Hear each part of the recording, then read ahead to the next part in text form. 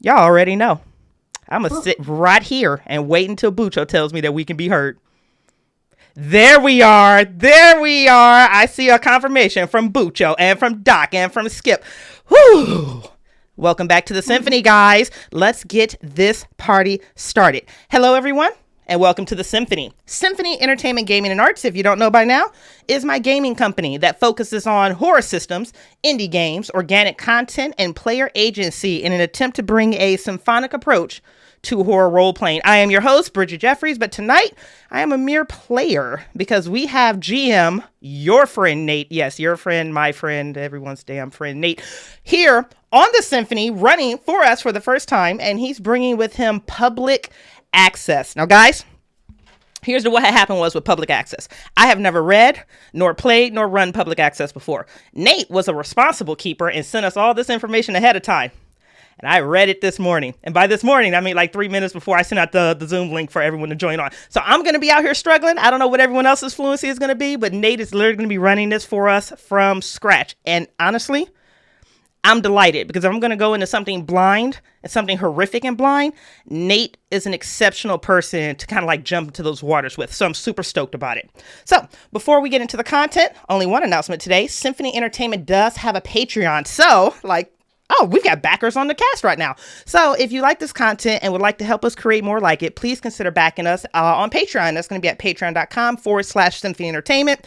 Tiers are fleshed out with postcards and free books and content and swag from conventions and sneak peek access and just really an amazing community. I think one of my favorite things about the Patreon backers right now, we have a sub channel called the Thirst Traps or Thirsty Thursdays. I don't know.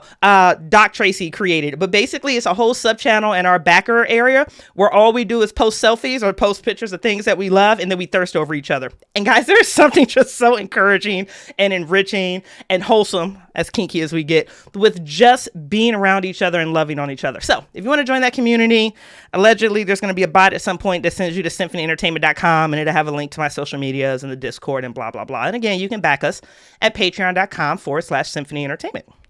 So I'm so excited.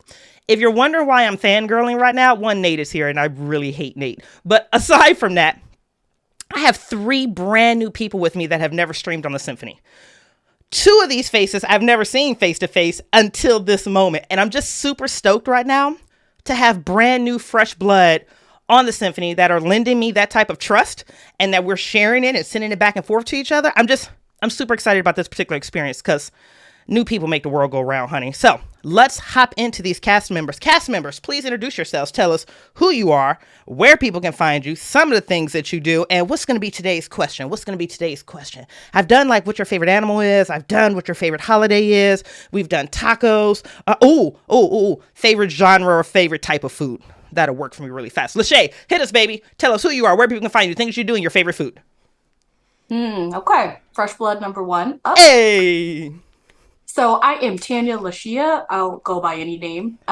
But I think to answer your question, I'm going to say Mexican. There we go. Like Mexican American, I'm going to say actually. Yes. Yeah, that's my favorite.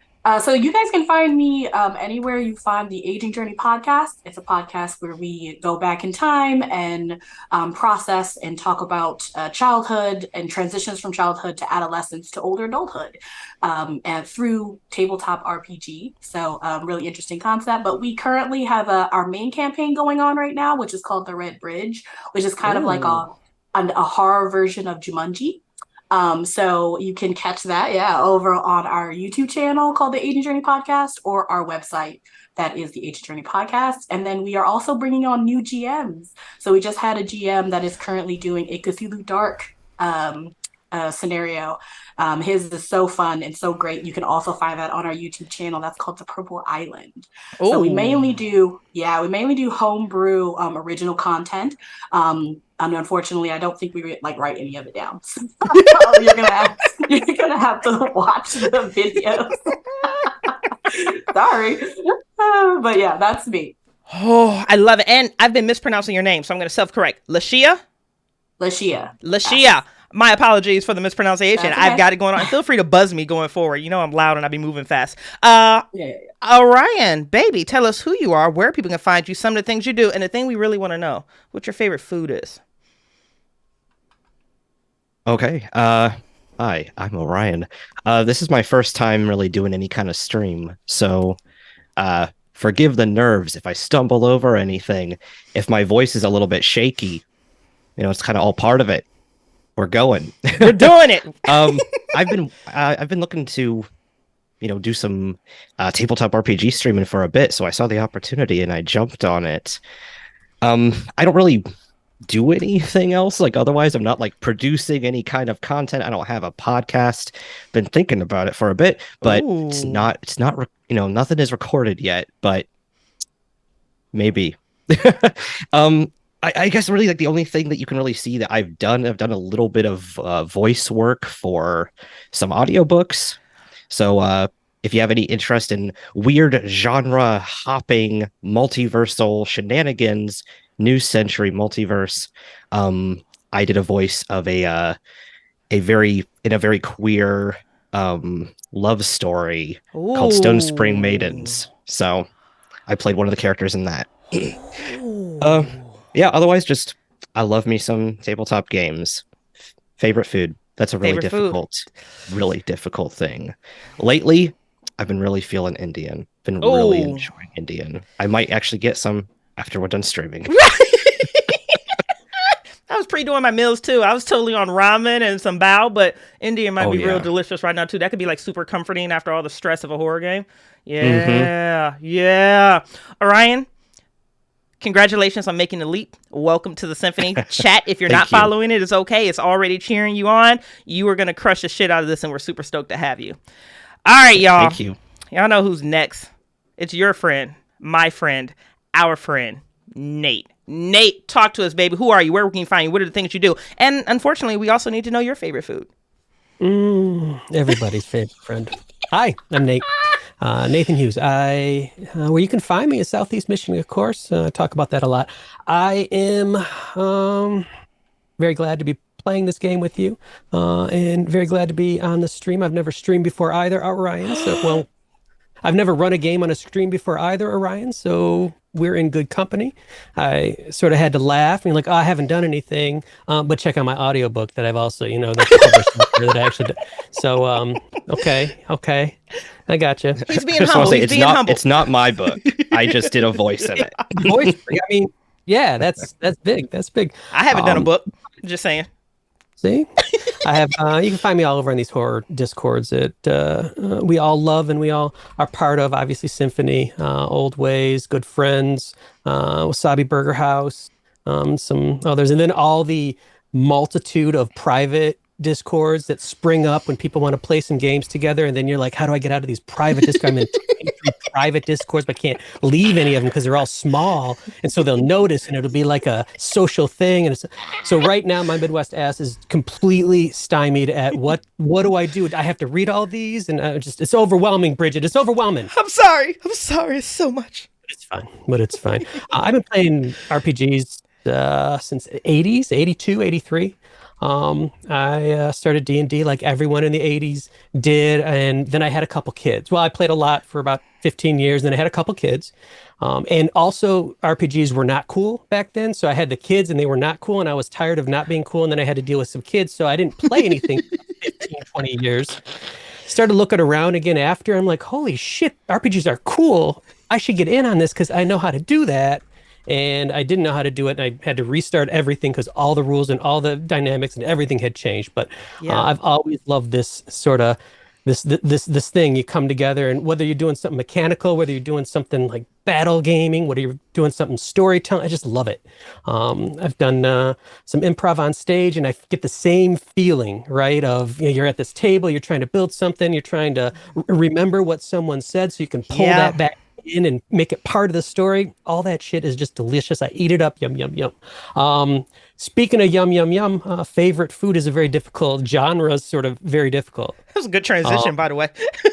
Yeah. That was solid. And I think instead of genre, I'm going to actually talk about my favorite Thanksgiving meal. Oh, okay.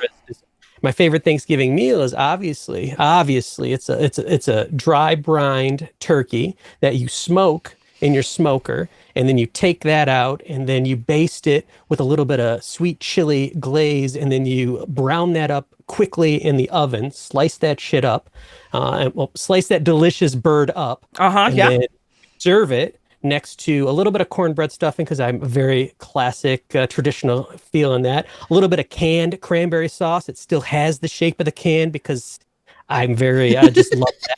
Also, a little bit of orange cranberry relish that you've made yourself. You put a little bit of spice in there, a little bit of seasoning, and I eat that all up because everyone's always eating the canned jelly, and so that's all just for me. And of course, it's not traditional, but I'll bring us from our UK friends, the Yorkshire puddings, alongside the mashed potatoes. There's nothing like this amazing carb blast Thanksgiving dinner. So that'll be my favorite genre of food in a couple weeks. What just happened? I feel like I just had a foodgasm. What?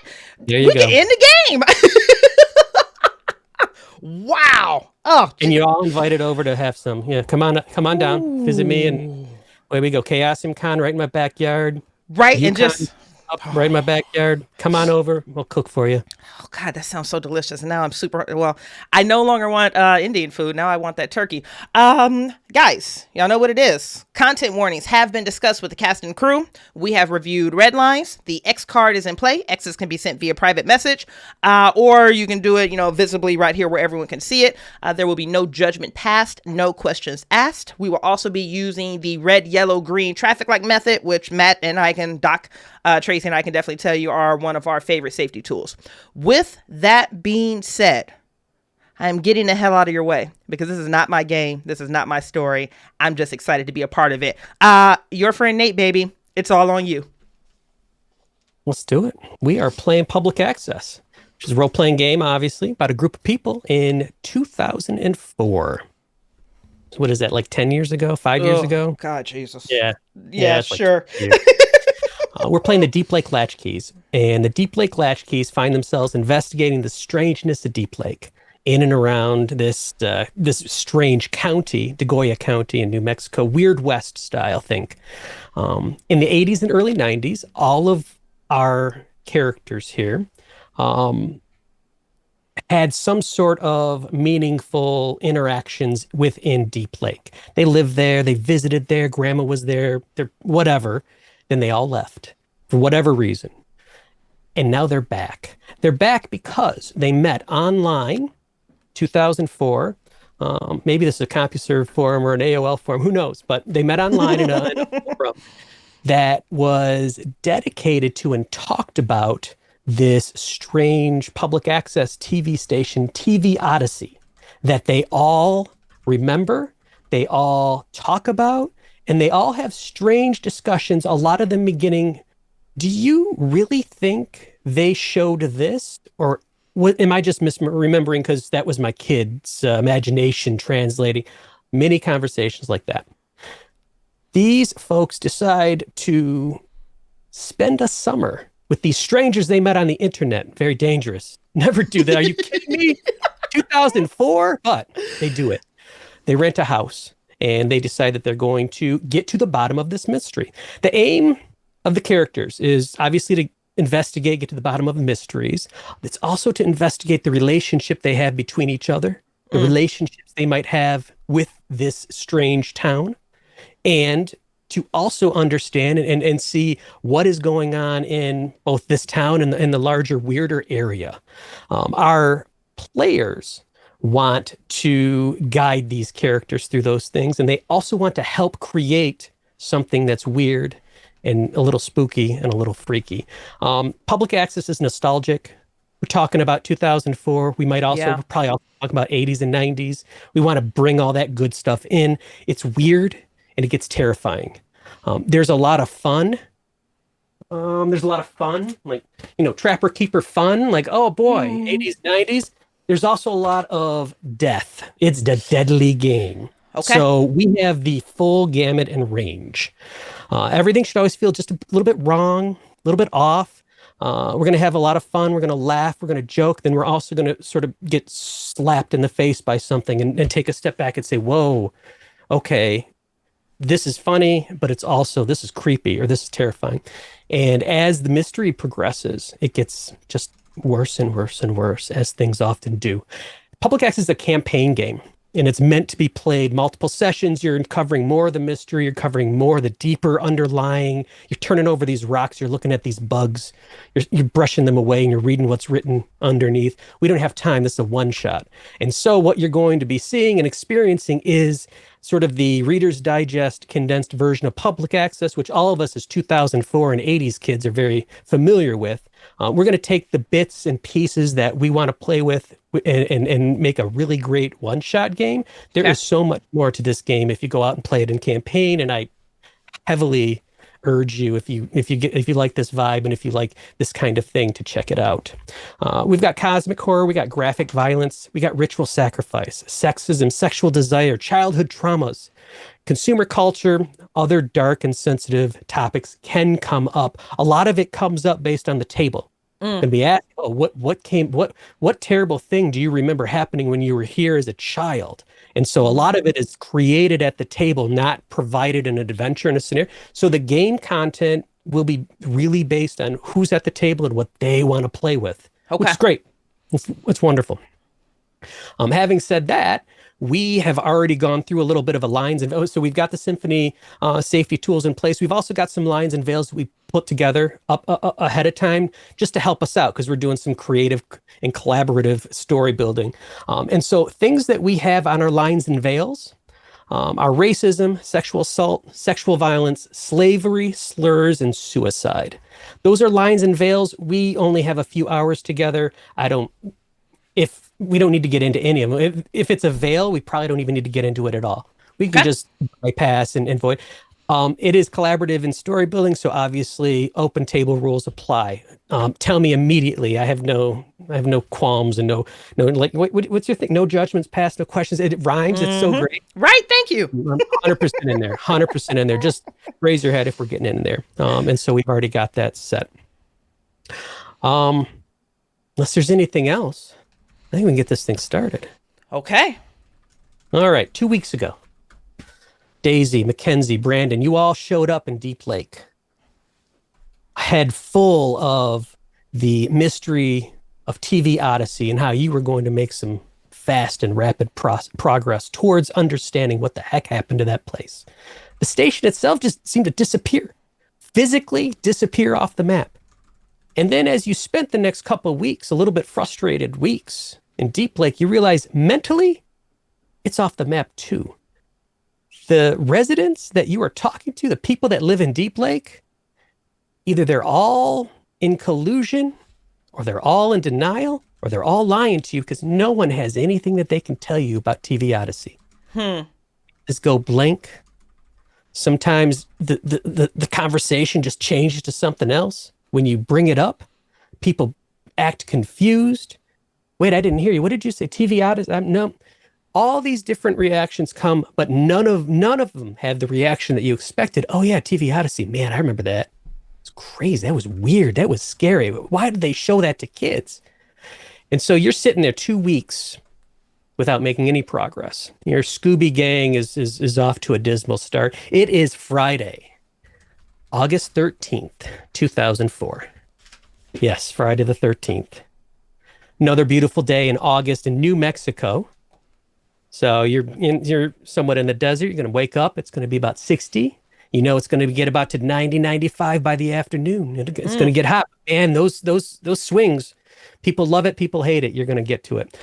Today is sort of interesting. It's the first day of the summer 2004 Olympics, which, as we all, of course, remember, they're in Athens, Greece. So sort of a little bit of a fun thing that's going on. And maybe that's in your head. You are in the United States, so you are inundated with the current presidential election, trying to figure out if George W. Bush is going to beat or be defeated by John Kerry. It's totally up in the air, but it's August. Wow, that was 2004. Whew. Oh my gosh. I was like, oh my God, I was in college. Okay, sorry. Woo. You space nerds. You space nerds are all up in arms because the 2 Mars rovers landed in January on Mars. Holy shit, spirit and opportunity. And if any of you are computer freaks, freaks with an F, not a PH, because Facebook launched on February of this year. Did it really? Man, it looks so great. It's going to revolutionize the world. Social and society impacts to the positive are all in our future. Wow. This Facebook thing, man, it's really going to bring us together. You are at your rented house, the house in Road and Decker Street, and you wake up this Friday. You get up as you do, and you take yourself to your breakfast nook as you do. You sit down in the tables and the chairs that you have established as your own, because just like everyone else in the world, the first chair you sat down at that table became your chair forever and ever. And you don't think of sitting anywhere else at this point. And as we see, and the camera pans across this table, who are we looking at? Who are we seeing? And let us start with Daisy Hart. Okay.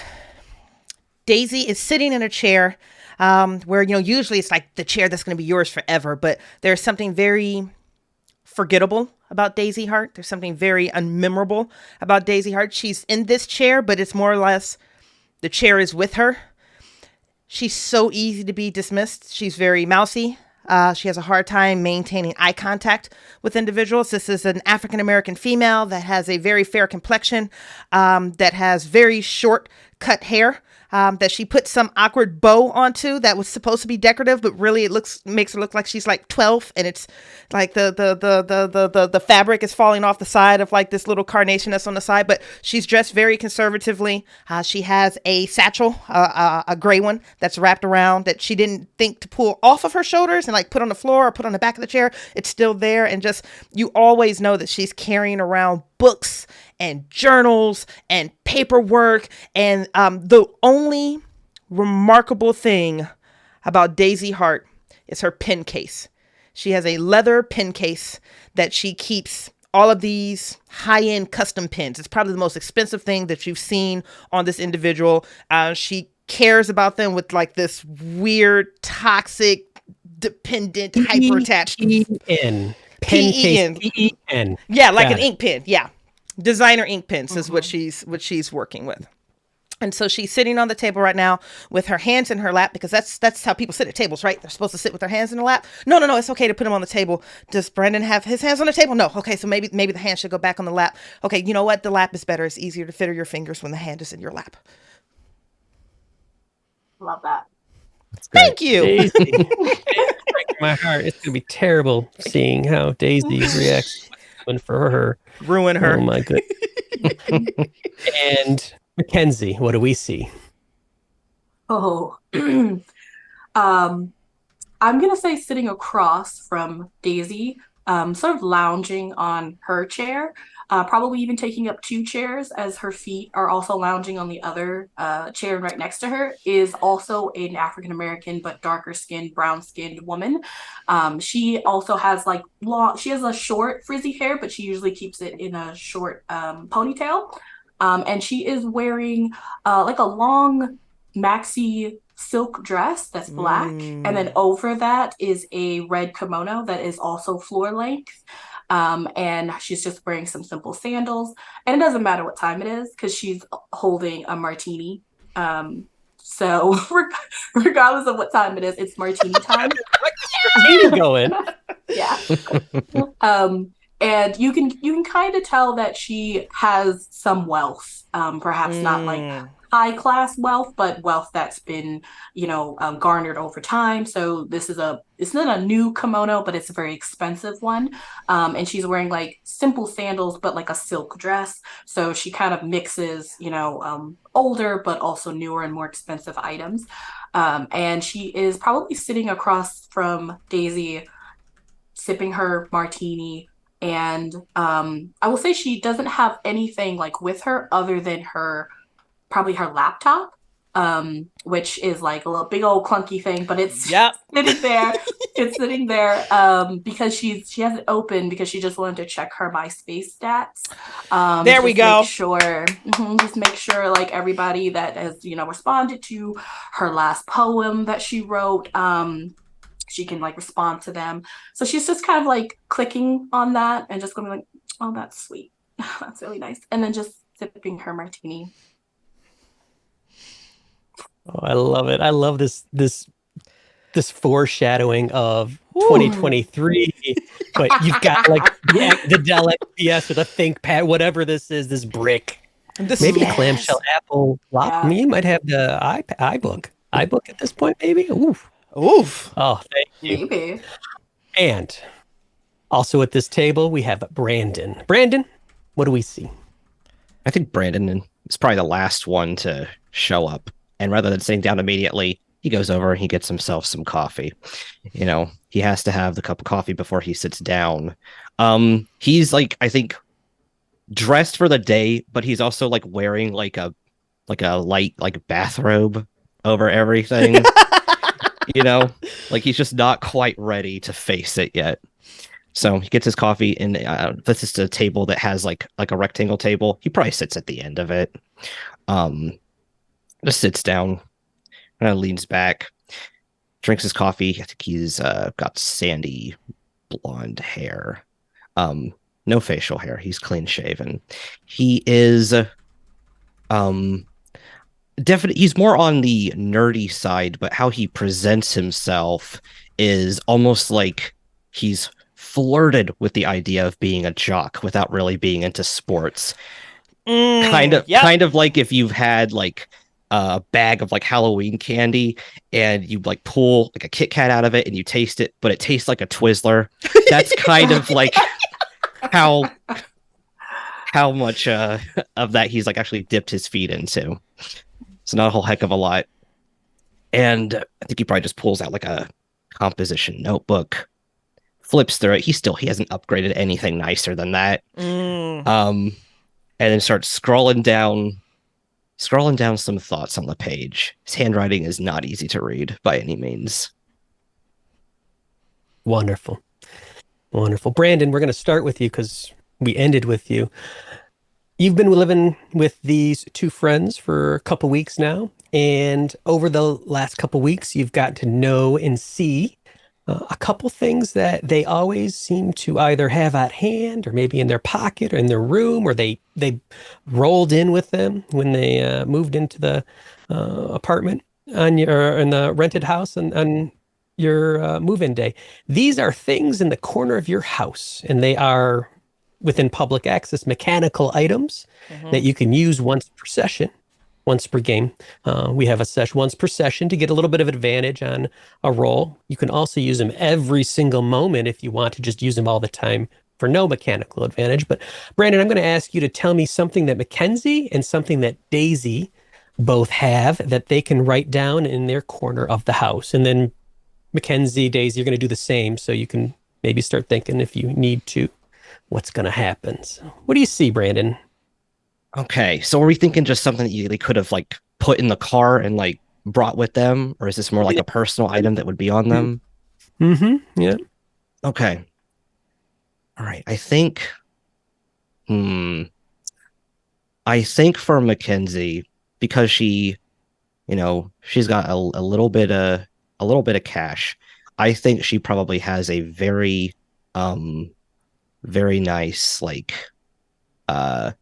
cell phone. So kind of ahead of the curve here. Okay. A little bit. 2004. That might be what, a Sony Ericsson. It might be that Neo. Probably. Phone. It might be the Nokia. Yeah. What are you thinking? Yeah. Oh gosh. I'm like when 2004, just for like reference, I was 14. So it's kind of like I'm trying to like remember things. Right. So the no judgments. Early 90s and 80s stuff is a little bit out of my ballpark. I'm not gonna remember that stuff.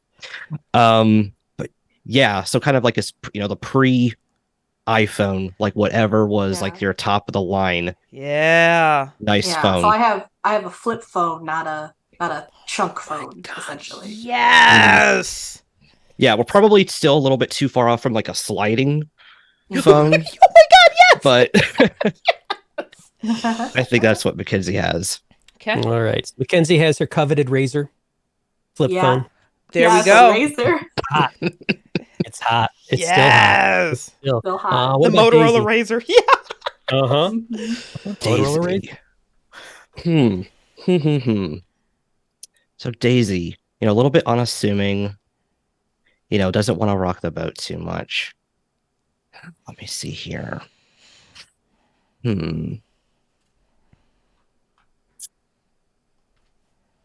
Daisy.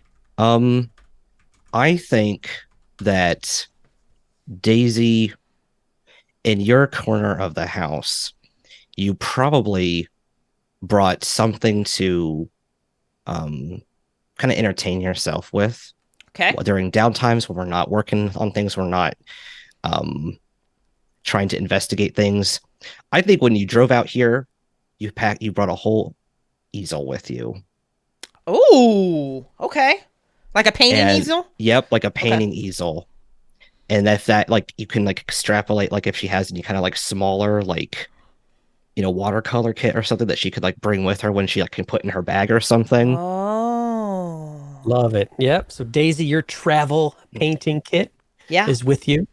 What's fun about the things in your corner of the house, they can always be with you at any time, regardless. We don't have to worry about how that might work. Okay. The easel's sort of fun, but it could be a pet, and that's also fun to talk about how you always had this canary, no matter where you are, top of a water tower, and the canaries, whatever. So that's the rule. There. Mackenzie, your turn. Brandon and Daisy, what have you seen them lugging around? I'm going to start with Brandon. I think, Brandon, you are still nostalgic for older things. And so I'm going to say you have, does everyone remember the Talk Boys? So they were right before the regular cassettes, but this is the thing that Kevin McAllister uses in Home Alone 2, just for everyone's reference. Okay. So it's a big old chunky voice recorder on a cassette tape that you can play back and hear through the speaker. I think you have one of those that actually still works. Cool. You've been taking care of it, and you have like cassettes. Like, all right. You'd be very popular in the late 2000s. A Talkman? Talk Boy. Got it. And then I am going to say that Daisy has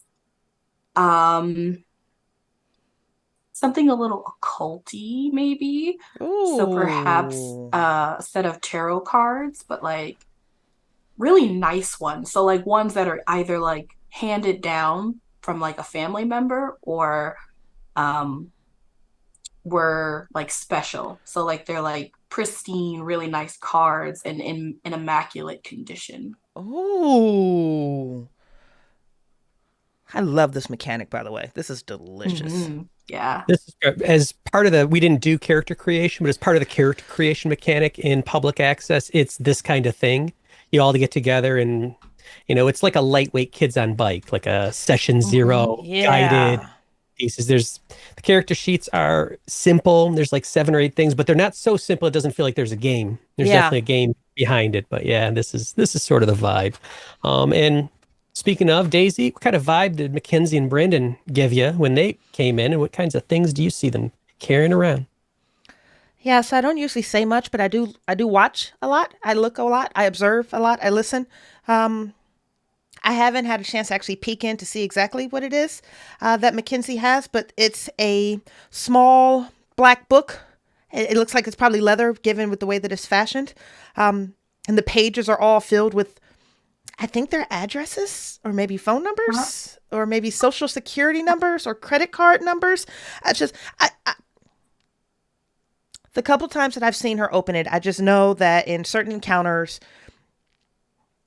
I don't know exactly what it is. I just know that she has a lot of information. There's a lot of power in that book. We call that giving a gift. Oh, boy. And I absolutely loved her reaction to it, too, which is absolutely amazing. Yeah, I think I saw Mackenzie immediately become a supervillain. Like, yes! I didn't expect it, but man, I saw it there. It was the martini and pouring over her black book. And I don't know if I can match that for Brandon. Because so what my goofy butt did, not take away time from the stream, I actually Googled interesting products that came out in 2004, just so I could have it here in the background. And this is everything from like the iPod mini came back and juice boxes are here for whatever reason. And like the Nintendo DS. And none of those felt really right. So I'm just going to jump in completely in the blind.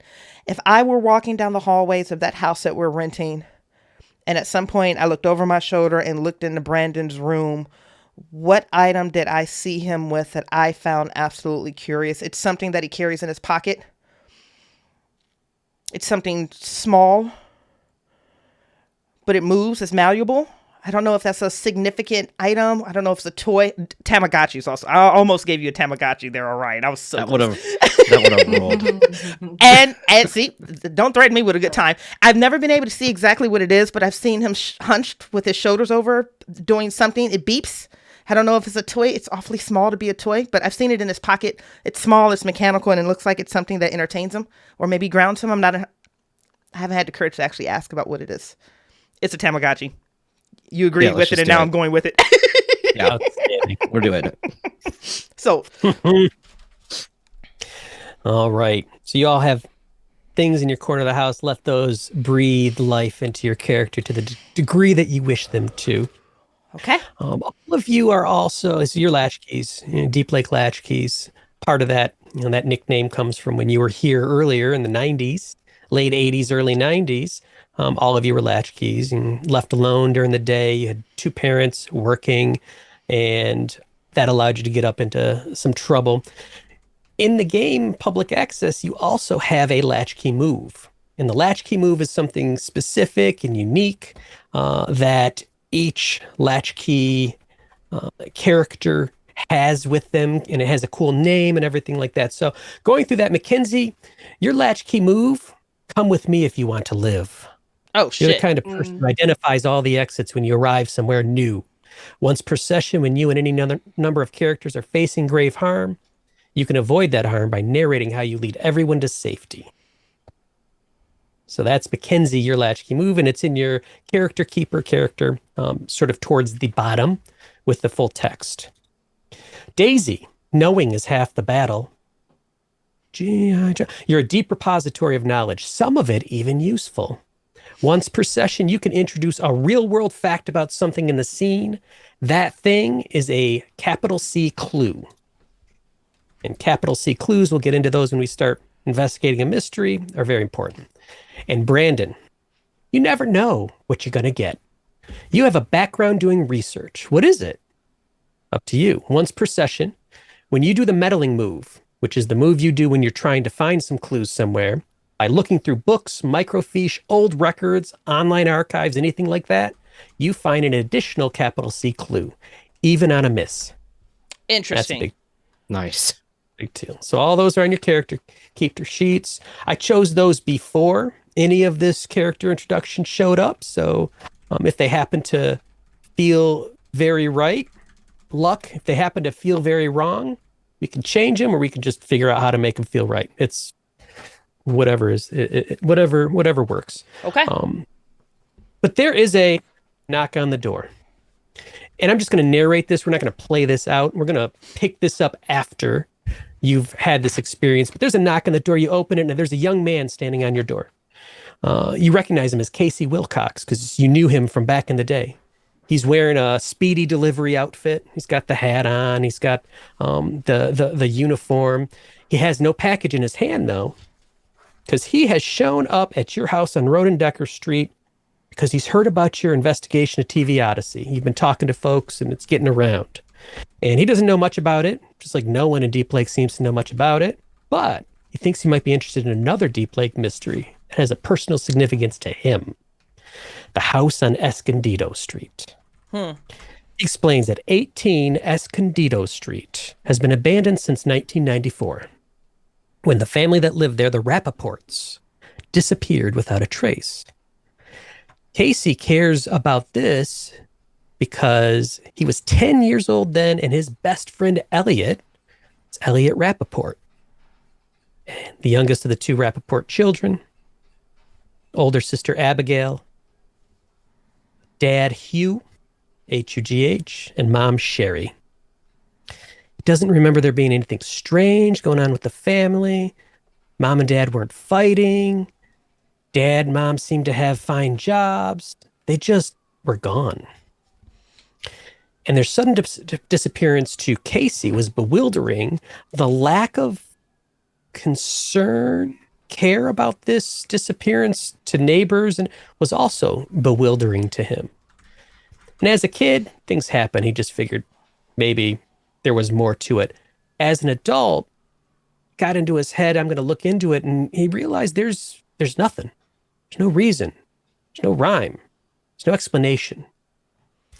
And so 18 Escondido has become both a local legend in the 10 years since it's been empty because no one else ever moved back in. And has gotten this reputation. It's a haunted house and it's a void. It's cursed. All that good stuff that happens whenever something happens. But Casey really would just like to know what happened to his friend Elliot and the family. So, your mystery you're getting presented with, your question that you're here to answer, what happened to the Rappaports? And that's what you are here to investigate and try and figure out. Public access has mysteries that have questions and opportunities. You have a question, what happened to the Rappaports? It has a complexity. If you answer that question, then you have an opportunity that you can pursue. You can try and close out this mystery. You can try and resolve this thing. If you answer this question, your opportunity and to resolve it is simple. Resolve this by telling Casey what happened to the Rappaports. Okay. That's all you need to do. There is some option, though. You could, if you wish, depending on what you find, depending on what you decide the answer to this mystery, so you might just destroy this house at 18 Escondido Street. That's a perfectly viable option for you. Or you could perform a ritual to banish the evil that resides there. I mean, it's totally up to you. And that ritual filters through your mind, sort of rolls over a little bit because Mackenzie, as Casey's telling you this and talking about this, and you have a memory, you remember. And it gives you just this chill down your spine, this detail about this house. The detail makes you think 18 Escondido Street is literally an evil place. What is it? What's that detail? I will say that I'll make up some things here. I'll say that Mackenzie came here on a summer vacation to visit her grandmother. And so she's not very familiar with this location, but she used to come here every other summer or something like that. So I'll say that she used to walk past this house pretty frequently to her grandmother's. And one night, let's say one summer, she looked up and saw on the highest peak in the attic, there seemed to be a shadow of someone behind the attic window.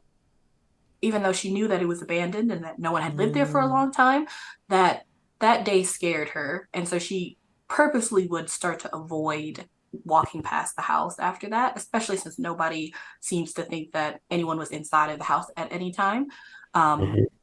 And I'll say that she got a really strange, almost sickening feeling when she walked past that she never felt again as long as she stayed away from the house. Outstanding. That is so subtle and creepy and just the right level of unnerving. Great job on your description on that. Thank you. Door shuts. Casey goes off to work. Early morning. Still there at the breakfast table. The day is yours. What would you like to do?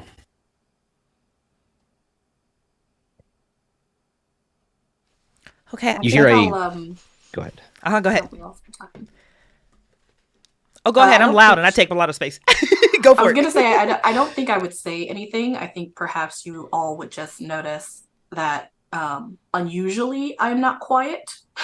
But as soon as I hear where he wants us to go, I get quiet. And I kind of close my laptop and just sort of continue to sip on my martini, with maybe my hands shaking slightly. You definitely hear the kind of chunky, plasticky click of the Talkboy being turned off because I had started playing it when Casey came. I pressed record when he came in. Nice. That's our technology. Yeah, right. So all while Casey was talking, I was taking notes with one of my pens and one of my various journals. And as that almost disquiet settles across this table with all of us, as Mackenzie is like nervously tapping her fingers and Brandon is coming either back or on offline. I'm not really sure how that device works. Okay, so just to recap, we have 18 Escondido Street. It was abandoned 10 years ago in 1994. No one else has moved in. This was reported to us by one Casey Willock. The occupants were father, Hugh Rappaport, mother, Sherry Rappaport, and then there were two children. The eldest was Elliot, friend to Casey, and then the youngest was Abigail. And why is your hand shaking like that? As I look up directly at Mackenzie.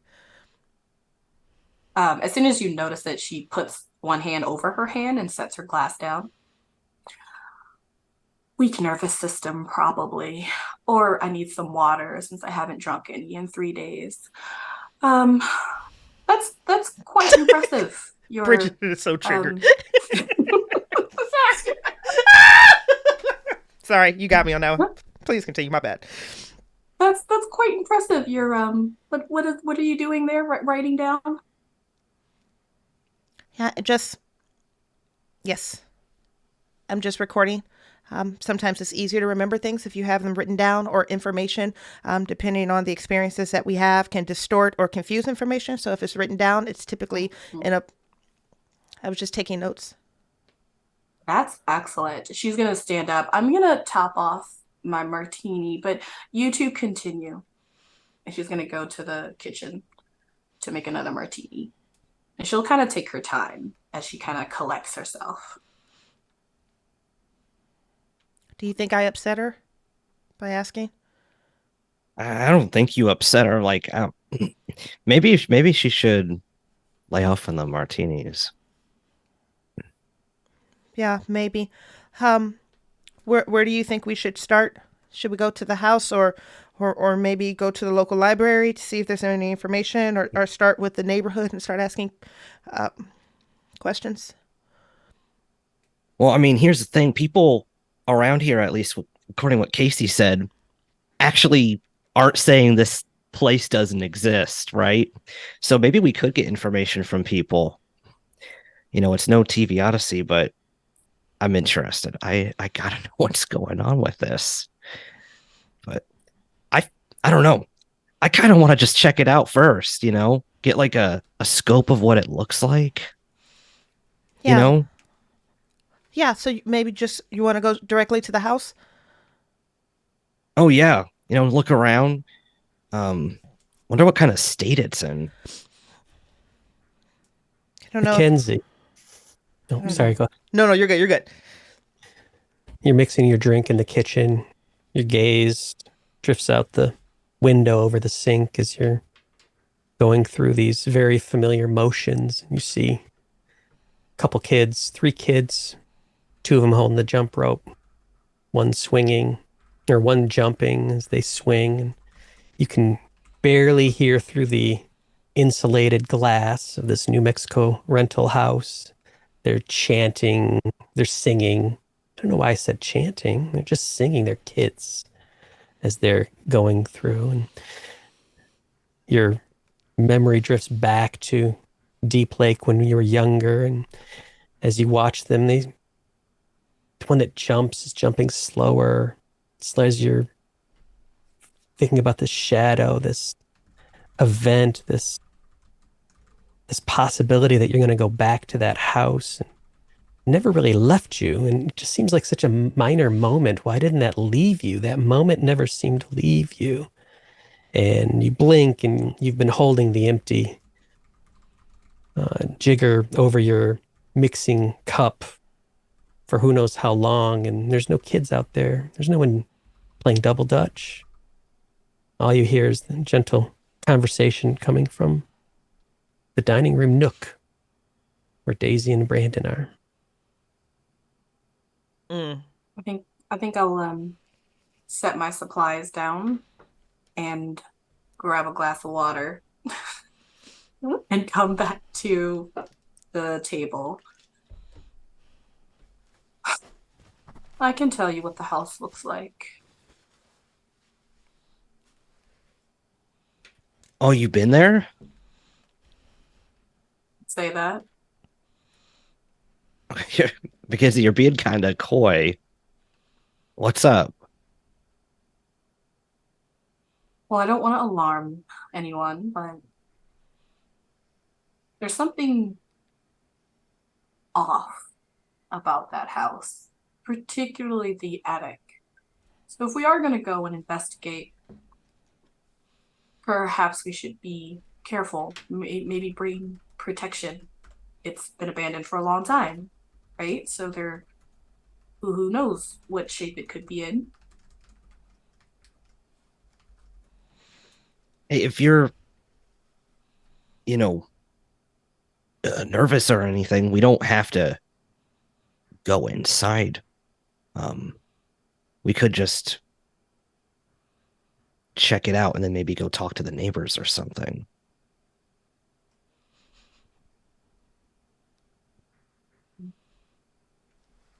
Good plan. I straightened my bow on my head, at least getting that carnation at least off of my ear. You said there was something off about the house, but you didn't actually specify what that means, or at least what that means to you. Would you mind clarifying? What do you mean by there's something off about the house? Darling, where did you get that bow? Did you make... Couldn't help the readjustment that I just noticed.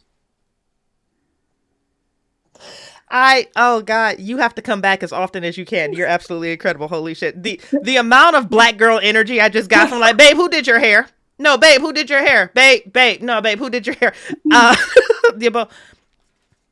bought it at a gas station on the way in through Kentucky. Okay. Well, it is lovely. Let's get together later tonight and chat. Maybe we'll do some fun things, girls' night, maybe bring a comb and we'll see what we can do together, right? Because I am literally too afraid to say no to you. It's just Excellent. Brandon, I think you had a great idea. Yes, let's go buy the house. I still think we need to think about protection, even if we're going by it, because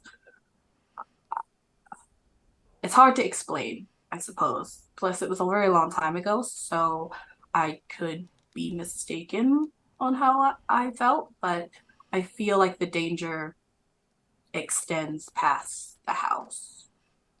So we'll just keep that in mind. Yeah. And instead of getting kind of like sobered by your warnings, Brandon is getting more excited. Oh, yeah. Like he doesn't want to like trample over how you're feeling because he believes it. He like is like, oh, this isn't some kind of misremembered childhood memory. This is real.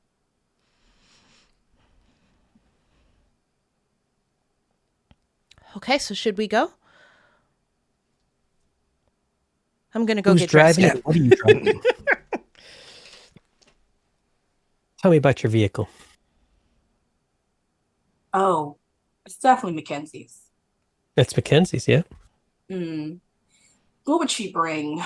Something a little more common, so none of her nice vehicles. Maybe in like a nice Toyota Corolla. Wait, did you just say none of her nice vehicle? Is that what you said? Yes. You chose which vehicle? Oh, okay. All right. We're getting much better information here. This background of Mackenzie is... I'm delicious. Yes. It's so Mackenzie's going to show up in the game with me. Yeah. Oof. All right. Yeah, it's a nice new Toyota Corolla, 2004. Good pick. Good pick. That thing will run for another 300,000 miles. Won't it? All right. That thing is still running in 2023.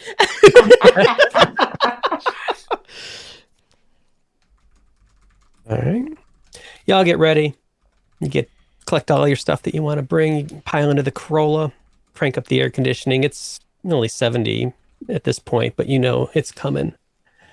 Pull out. You mentioned Mackenzie protection. What are you thinking there? Is there something that you're pursuing more diligently? Yeah. Maybe something to ward off evil spirits. Maybe just like a protection charm. Maybe just information about what could be a potential danger so that we can be more prepared. Here's what I'm gonna do. So we're gonna make a day move. We're gonna do our first roll. Oh, here we go. A day is a roll that you make when you do something risky or face something you fear. Now we have to figure out what the risk or the fear is with this. I'll tell you what it is. You're gonna go out and try and find some ritual or protection gear from the occult. The risk, people are gonna think you're crazy, and you're gonna get a reputation in town. And more normal people than not normal people in town, so that could impact or affect, how good your eggs are over at Tweety's Dine, or worse. In public access, all rolls are 2d6s, and for a day move, you add one of your attribute skills. So if you look at your latch keys, every latch key has 4 skills. Well, 5 skills, technically. We probably won't get into one, but 5 skills: vitality, composure, reason, presence. And then every latch key has a sensitivity. You'll notice it's all -1. Because as a campaign game, there's ways to progress your character and raise those things up. And so that would be something to develop. Whenever you're going to try to do a day move or the more risky night move or other moves, 2d6, and then you choose one of those that make the most sense. And if you hover over them in your character keeper, it'll tell you what they are. But vitality is physicality of your body. Composure is sort of, are you able to keep a steady hand? Are you concentrate? Are you able to avoid something freaking you out or making or twisting you around? Reason is, book research and studying a map, studying, information and trying to understand what's there. Presence is really the social side of that. You're trying to charm someone, intimidate someone. And sensitivity is when you attempt to harness occult or supernatural forces directly. Which, of course, means there must be occult and supernatural forces up in this game, because we have a skill right there. There's a whole skill for it. And Orion's face. So a day move. When you do something risky, face something you fear, name what you're afraid will happen if you fail to lose your nerve, which I've already provided for you, then roll. And this is a standard PBTA style tier. If you roll a 6 or lower, it's just a failure. So what we just said will happen will happen. 7 to 9. It's a success, but there's some complications. There's a drawback. Your fail forward is one way to think of that. 10 plus, just a straight up success. So that works perfectly. 12 or more than 12 is a critical success. You do what you intended to do, and you also get some other extra benefit or advantage. Okay. Okay. So Mackenzie, or if you're talking about this someone, and you figure out who wants to make this roll based on how you're pursuing this objective. I best in composure, but I think if I want to find out some information, can I use composure? Yeah. Makes sense. Yeah, I think I'm fairly well versed in what I'm assumed we were going to go and investigate. So I think I'll just kind of go into my black book and pull on some faithful retainers that might know some information that could help me make sure that when we go in or go near the house that we go with the proper materials or incense, or that we know what we're getting ourselves into. But I am highly, highly afraid, but I think that I can put on a good show to keep my composure. That is as I try pure to do that. composure. Absolutely. So go ahead and give me a 2d6 and then add your composure is 2.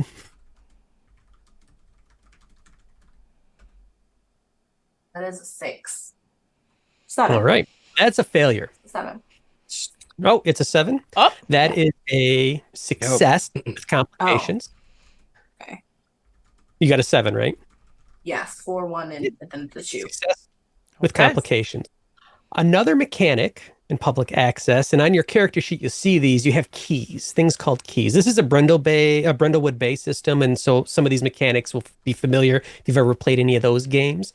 You can also at any point turn one of these keys, and it tells you, so they're the keys of the child are the good ones.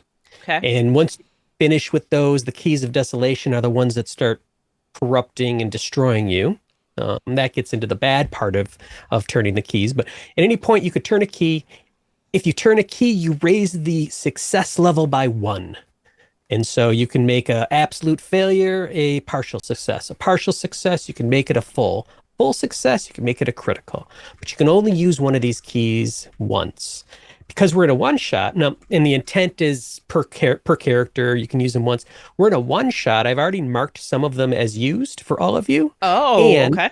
if anyone uses it uses it for everyone.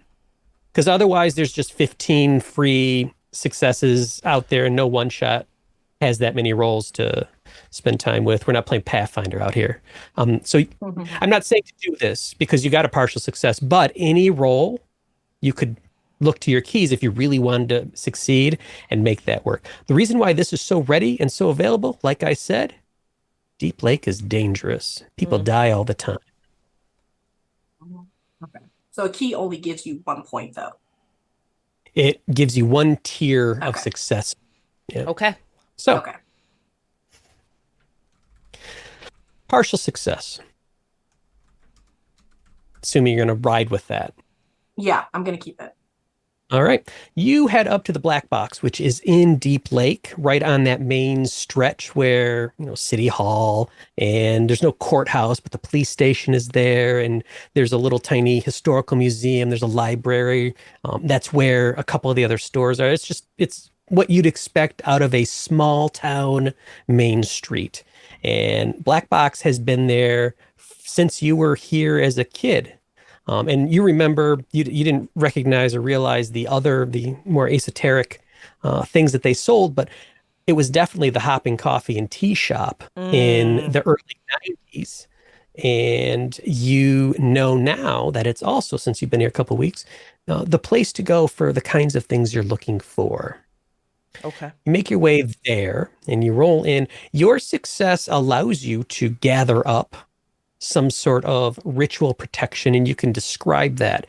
But your partial success closes the black box off to you because some little hint or twitch that happened during the exchange, the owner, let's call the owner is Sal, and Sal, who owns the black box, decides, you know what? I'm not sure. These kids might be up to no good. So Sal's not going to be available to sell you any more of this stuff because of your partial success. But you do get, and please describe to us, you do capture, and you can put it in your corner of the house, some sort of ritual protection equipment as you were looking for. I'll say he gives us 3 necklaces. Say they're made of lead, stamped with some sort of arcane stamp. And it's just basically a talisman of protection that we all need to carry on our person. So Mackenzie comes out of the black box. Daisy, Brandon, you see, behind her, the owner He's sort of tall and he walks a little bit with a limp, gray hair. He closes the door behind her, looks out suspiciously, sort of peers right into your eyes, Daisy, or maybe tries to. You probably won't allow him. And Brandon then flips sort of aggressively the sign from open to closed, shakes his head, walks in, back into the darkness of the store. I guess I'll open up my book and cross that out. Did you find what you were looking for? Yes. So these should hopefully help us at least keep as safe as possible. So just keep them on your person. You don't have to wear them, but keep them in your pocket or your purse or somewhere that they're always on you. Okay. Yeah, these got a little bit of weight to them, huh? And don't sell them, Brandon. Why would I do that? Just saying. I'm not going to sell it. Is this lead? Yes. And don't eat them either. I don't know if I have to say that to anyone. So just keep them on your person. All right? On, not in. Got it. While we're here, the courthouse is right next door. Do you mind if I run inside just to do a preliminary sweep to see if I can find anything about the owners of the house or if it transferred names or it's public records? They might have some information on the Rappaports. Okay, I'm just going to go next door. I'll be back. Okay. There she goes. Wow. Runs Really across the street. Hidden. And it is a small, this is about a 10,000 person county. Oh, okay. So Deep Lake, a few thousand people. So all of the business of the town takes place here. And if you walked from one side to the other, you'd be able to hit both the sheriff and the clerk and the mayor or whatever the mayor government office is called in this place, like everything here. You walk up to, and I wonder, Daisy, have you already been here before? This might be a place that Daisy has frequented a couple times already in the last couple weeks. What do you think? So I've been here a couple of times, more than a couple times this week. I used to work here when I was a teenager, but I'm sure no one remembers me. No one in this town remembers me. I'm not very memorable. But no, I'm familiar with this place. And yes, I've been here multiple times in the past couple of weeks. And Rita, who's behind the counter, looks up and says, "Oh, Daisy, I remember you. You're back again." Hi, Miss Rita. Yes, but I'm investigating something different this time.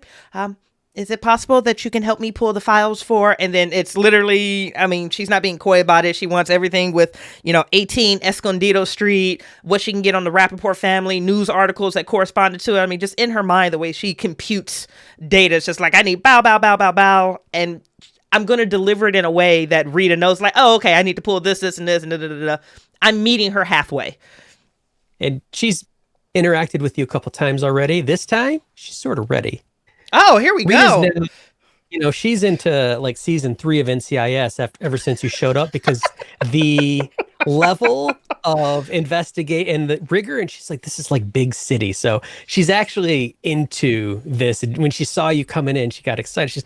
She's got the notes and she's writing it all down, and her eyes are going, and she's like trying to keep up. But you doing some real estate investing? A lot of this is public records. It's all out of at the surveys and things like that. What's going on, Daisy?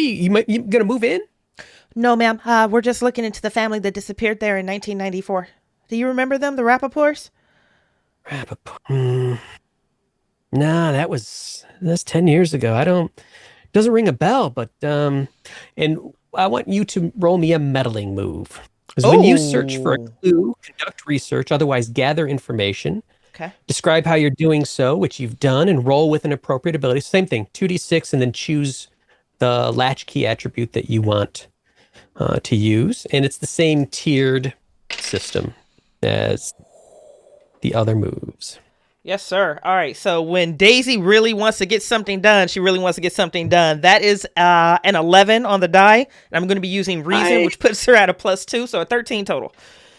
A 13. So meddling move on a 12 plus. You also found an Odyssey tape where you learned some unusual history about Degoya County. Oh, okay. Now, an Odyssey tape would sort of remind you of a Blockbuster videotape. Nate, you did not just pull down a Blockbuster tape. We got props. We've got real props. I thought the Trapper Keeper was good. I was not ready for the Blockbuster tape. I just opened up my memory trunk and I just pulled out all my stuff from growing up. No, that's a lie.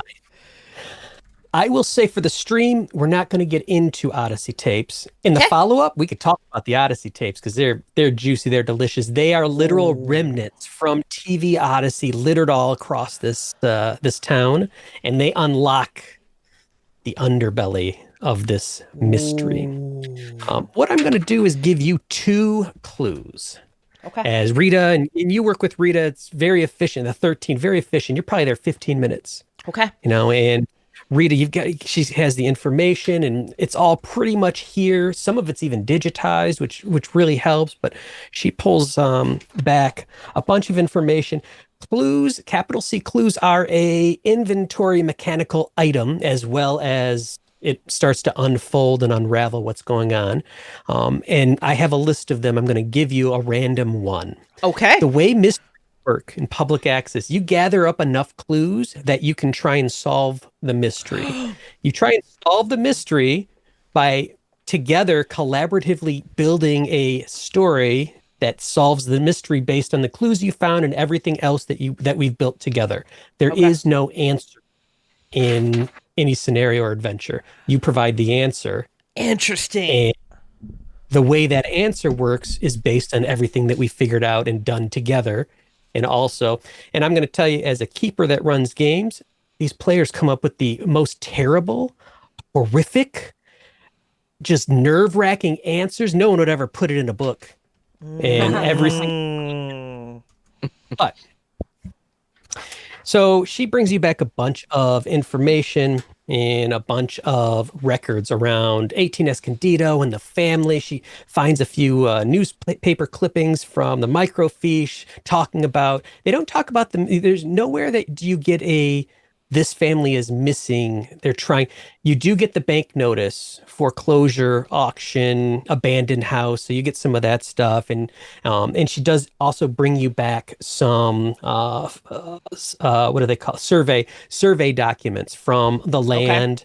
Like it was a neighborhood built in the 50s. It was one of the World War II, probably returning GI neighborhoods. So everything was stamped out and then it's been added to and grown ever since. A lot of the houses are very similar. A lot of the lot sizes were really big, and then they've been cut in half and new houses have been built on these half lots and stuff like that. So it's that kind of neighborhood. You find 2 capital C clues though. One, and this is the clue out of the book, a sequence of numbers scrawled in an unusual place. She brings you out the survey for Escondido Street and the surrounding neighborhood. Region 23. And she says, "Oh, look, I think this is your house right here." And it's not labeled because there's no addresses on it, but it's just the land plots. And there's an arrow pointing at that land plot. And there is this sequence of numbers scrawled in handwriting. She says, "It's very weird. No one should ever be writing directly on the original survey documents. I don't know how this happened." And it's in red ink, and she makes you a mimeograph. No, she makes you a photocopy. Photocopy feels good. Yeah, for 2004. We were doing photocopies in high school, right? Yeah. And so that's one clue. Okay. And I am going to keep the second clue. Ooh. Until a more appropriate time. Yes, sir. Understood. Okay. But I owe you that, and you will get that. Okay. I'm going to put your clues in your character keeper under the mystery. There's a little area for that.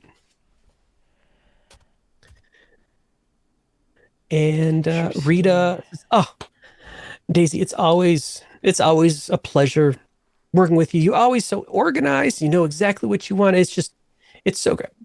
And if you do happen to move in, please let me know. I'll bring over a casserole." What I want to say is, like, my mom still lives in town, but we're not even going to do that right now. We're just going to thank you, Miss Rita. I really do appreciate all of your help. This was very, very helpful. Thank you so much.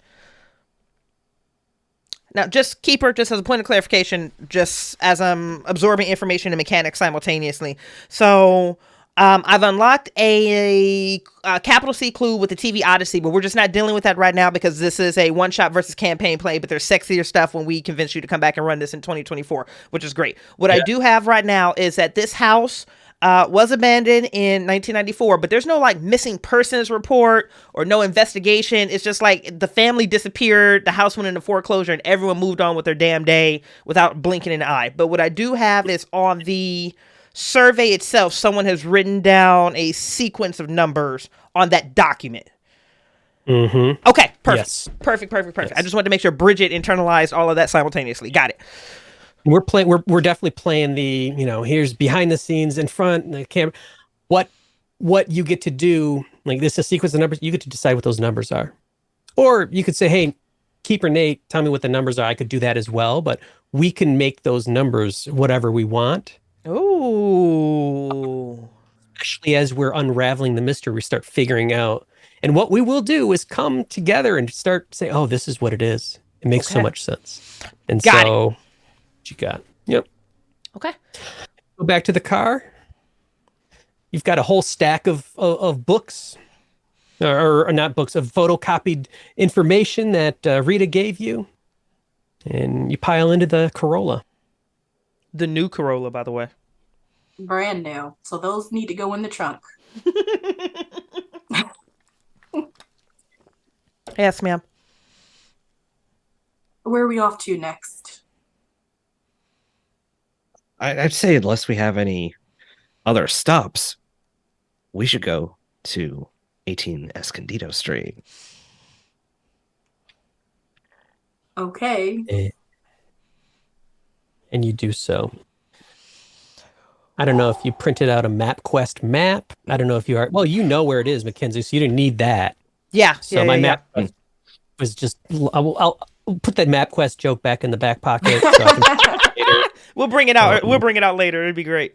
Yeah. You're gonna go somewhere else. Oh, a MapQuest. And you turn in, and it is. So there's a couple main expressways. Go north, northeast, south, west outside of Deep Lake, and they spread out over Degoya County. And this happens to be a neighborhood very close to the center of town to the northeast. So you do get on Interstate 5 for about 5 minutes, and then you turn off, and it hasn't even turned into a fast moving interstate yet. It's named, but you're still going 45, and then you turn off into a neighborhood.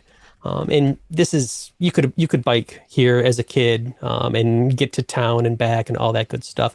Brandon, as Mackenzie turns into the neighborhood, you're looking around, you can see these houses. They're all very similar, one-story ranches. A couple of them have had additions, but there's a lot of, big center window, door on the right. You'd enter, you can see the driveways on the right, and it's just stamped out over and over.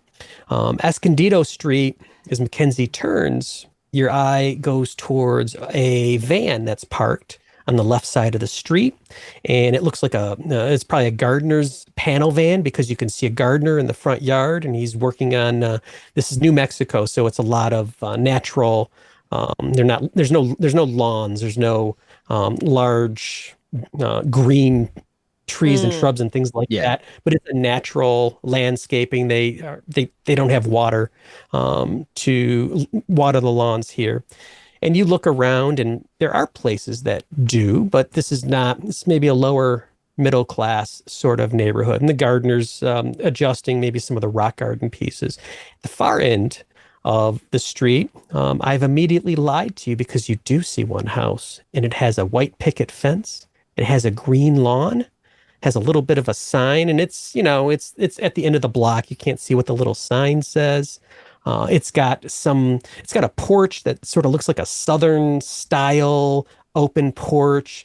The whole house is sort of out of kilter. Across the street from this weird corner house, there's just a gang of kids running around playing. I once said that they were playing kick the can. I had to spend 15 minutes explaining what that was. So now I'm just going to say they're just playing tag. There we go. Come at me with kick the can is, some sort of foreign object. There's also 3 kids playing double dutch. and they're singing their song, and they're a little separate from the gang of kids that are playing whatever they're playing. And Escondido Street is 18 Escondido is about halfway down the street on the right. All right. Should I park close? I think I would probably like start to pull over probably like a half block away, just naturally. Find a spot. I'm assuming this is street parking in front of someone's house. Mhm. Yeah, there's street parking, and the streets.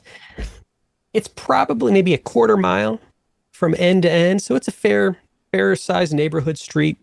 This isn't the grid layout necessarily that we see in a lot of places. The streets are a little bit more organically laid out to go around. Probably, as you know, Mackenzie, you lived here.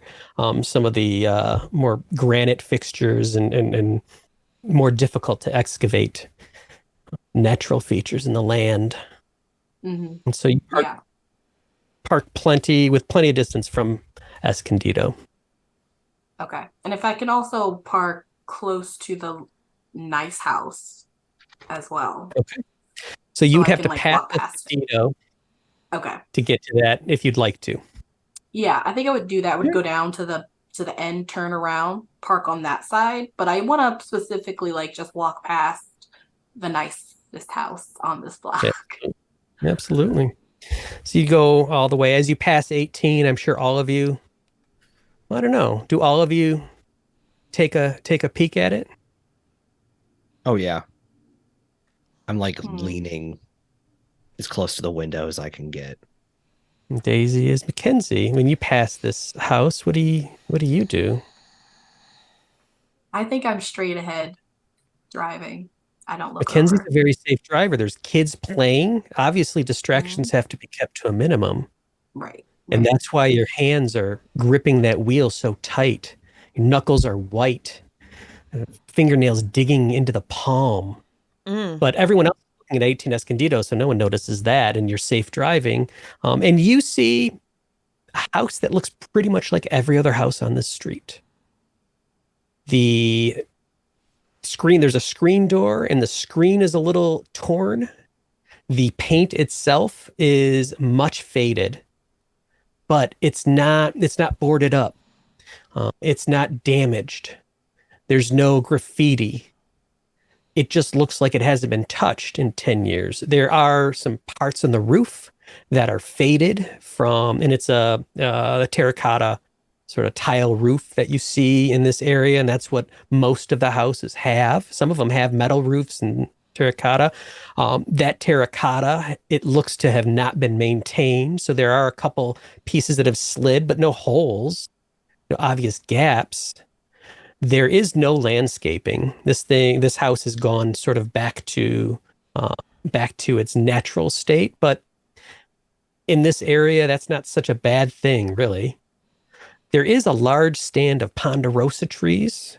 Ponderosa, that was good. Yes, of ponderosa pines to one corner of the lot, and the lot itself looks maybe about a half an acre, about the same size as all of these lots. So they're larger lots. They're nice. The ranch, there's shades that are drawn in all the windows. And Daisy, as you're peering you do notice one thing out of the ordinary. It looks like there's a hopscotch grid that's been drawn on the driveway. But then the car passes, but it tickles your brain a little bit. Like, who would have done that? Why? And you, Mackenzie, make your way to the other side, and you park across the street from this incongruently painted and landscaped and decorated house.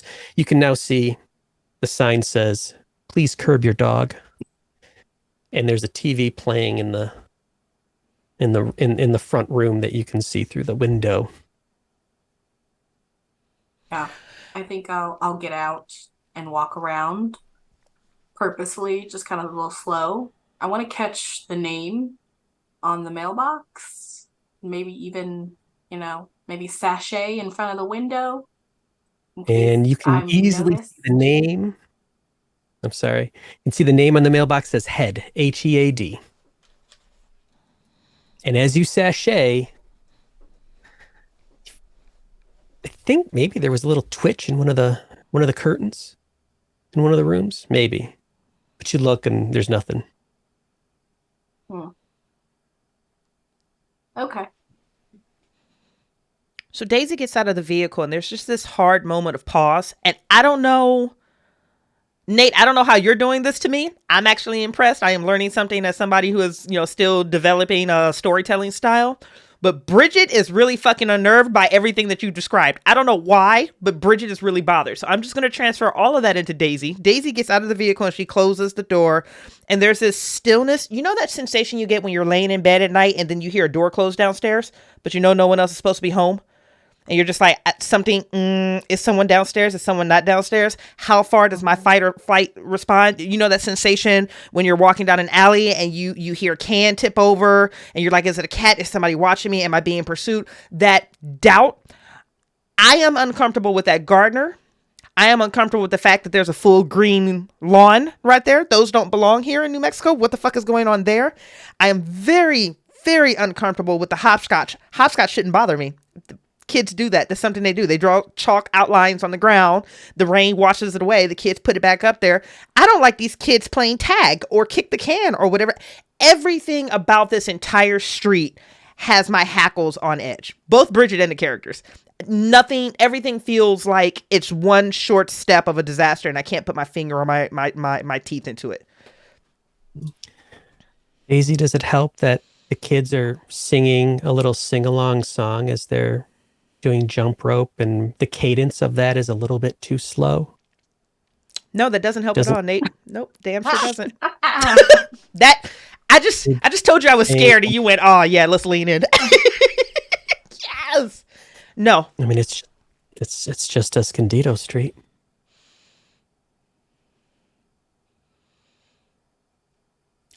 I don't speak. I will stick my hand in my pocket and spin that lead thing that was given to me, just trying to find some sense of grounding.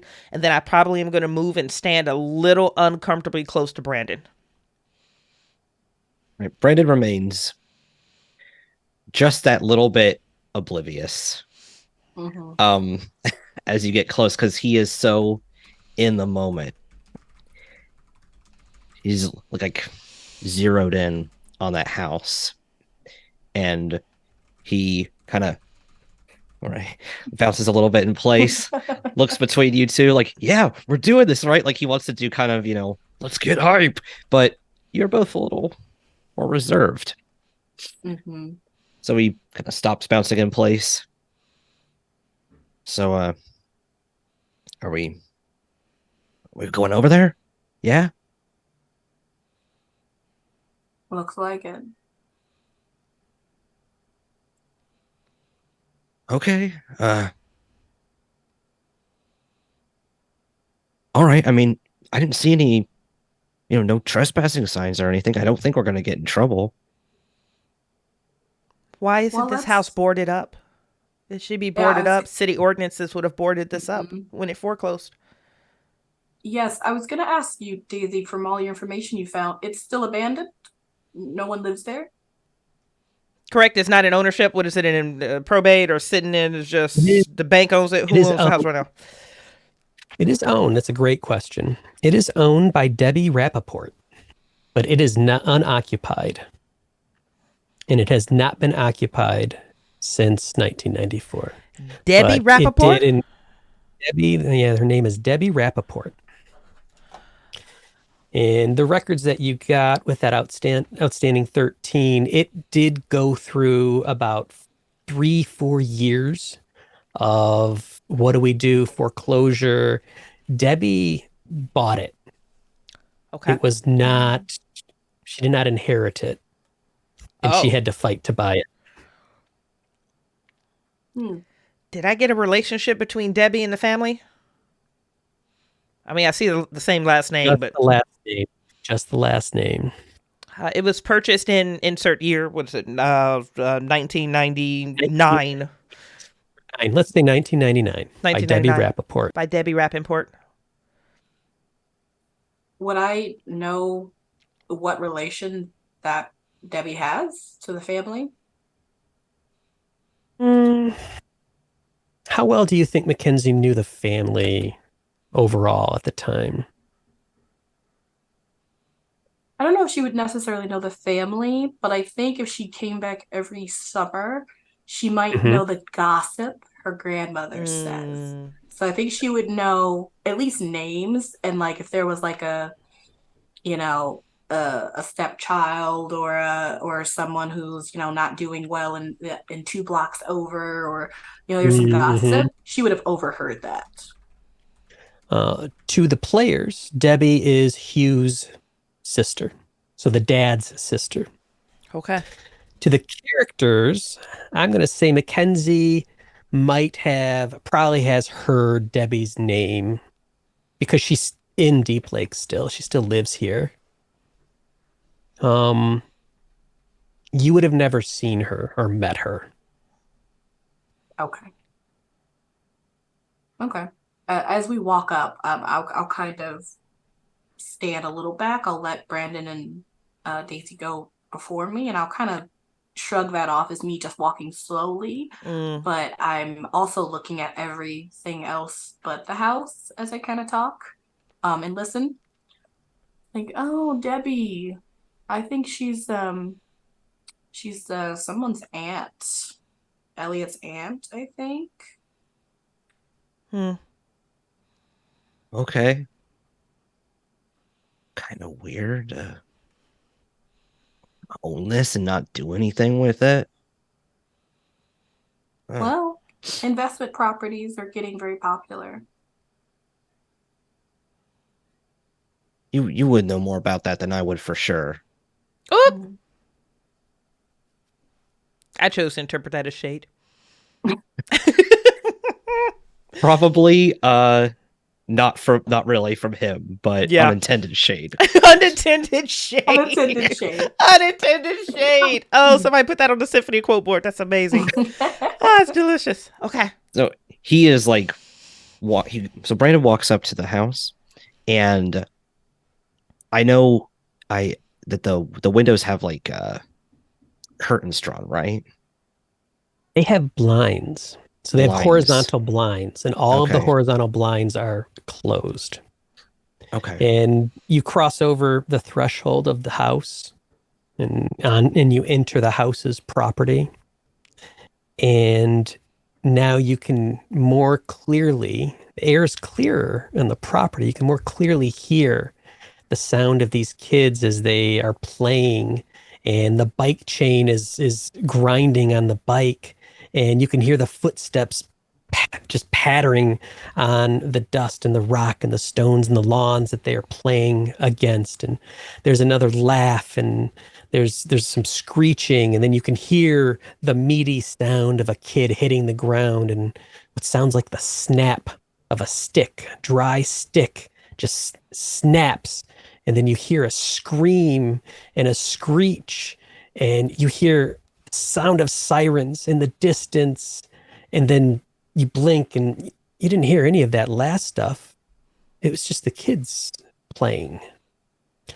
Daisy, this hopscotch diagram that you are creeping up on, do you take a closer look or do you avoid it?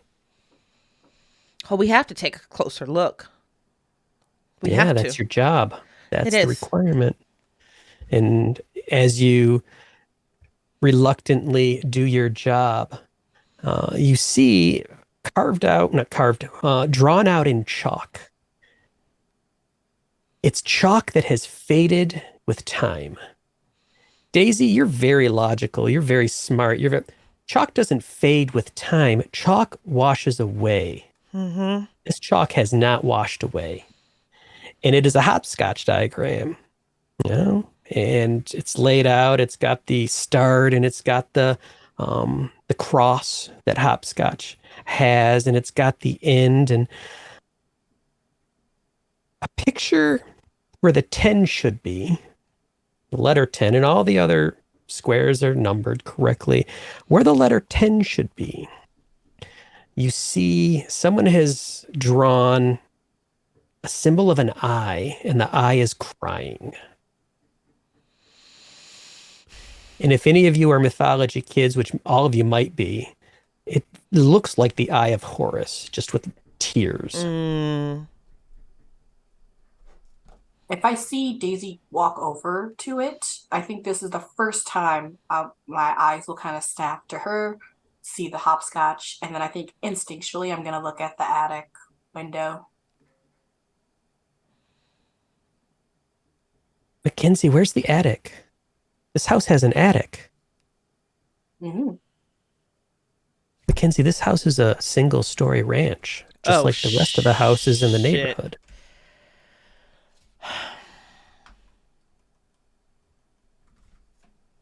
Where's the attic?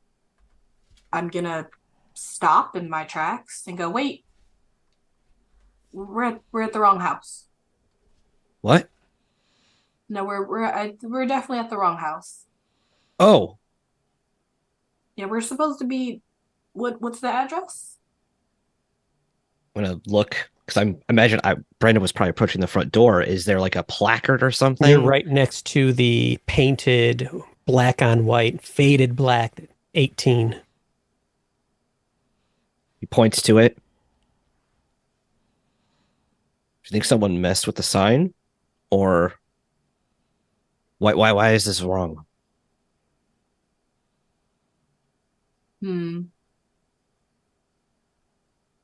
Well, I may be wrong. I could have sworn there was another floor and an attic. And Mackenzie, you're going to take a condition. Oh boy. Conditions in public access are somewhat narrative. They're up to our interpretation. So there's no list that you pull from. They pull from what's happening. Mackenzie, your condition, you could have been wrong. Oh.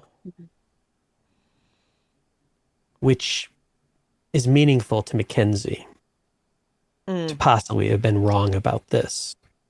And so in the future, if you're trying to do a day move, night move, metal, anything, and it might be negatively impacted by this condition, we'll have to work through that. As you build up conditions, there's a mechanic called a nostalgia move to get rid of them. You spend time in conversation with one of the other characters reminiscing about something that takes you back. On your character sheet, there's something that takes you back. And you do that, you play that scene out, you learn a little bit more about each other, the relationship or the thing, clears a condition. So that's how they build and they go back. You do not want to have 3 conditions and take a 4th. That's what you want to avoid. Yeah. So she'll just look at the house again and look at the plaque and then look at Brandon. I could have been mistaken. Yeah.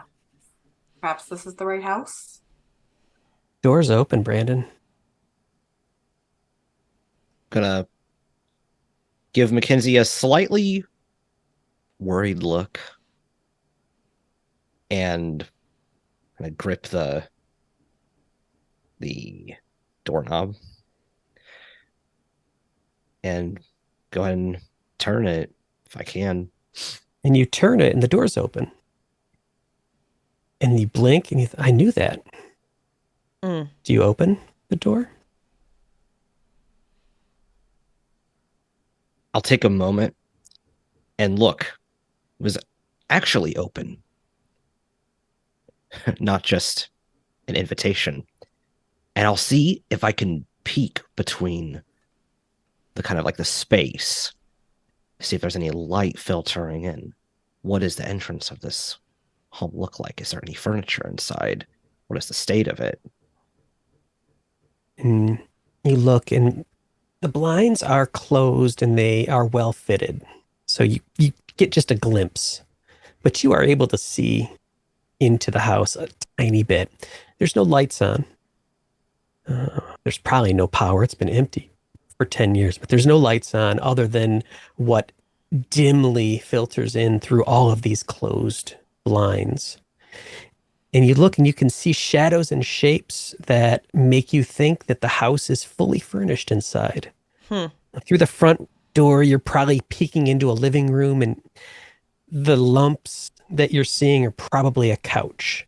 And there's some things on the wall that they might be paintings or pictures. And then as your eyes sort of adjust a little bit to the bright New Mexico sun and you're peeking through, there is some light in there and it's blinking. It's just like a blinking, sort of a bluish white, dim light coming from somewhere. And you try, but you can't pinpoint it. Okay. So I'm going to look over my shoulder. Door's open. And I'll push it open the rest of the way. I think the power might still be on. Open smoothly without a sound.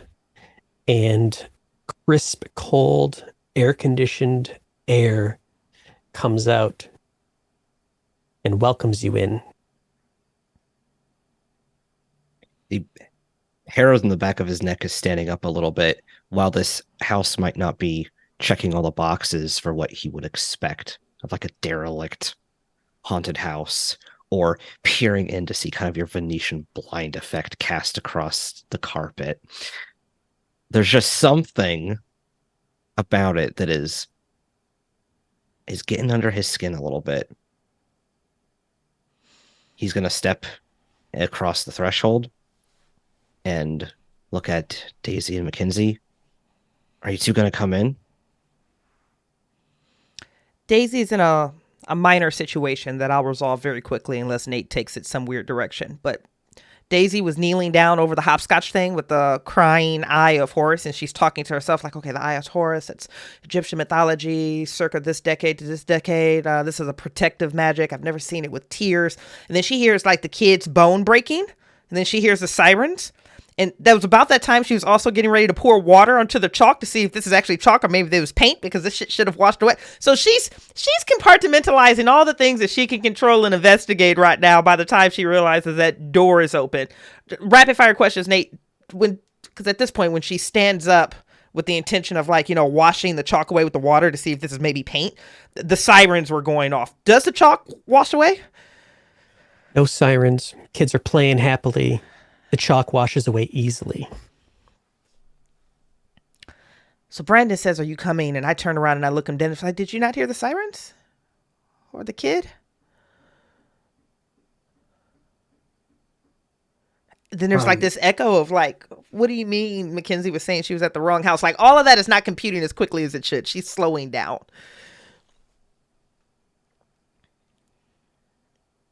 The siren was further away. Yeah, it was a few streets away. I mean, we're right. Oh. I mean, it could have been. It could have been one of the kids here. I mean, kids, fall and scrape their knee all the time. Probably somebody came out to get them. I don't hear it now. I really hate this street.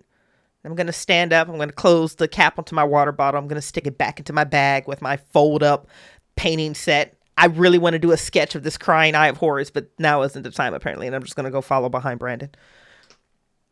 Daisy, you take the condition. It's all too much. God damn it. Yep, I agree too. Mm-hmm. It's all too much.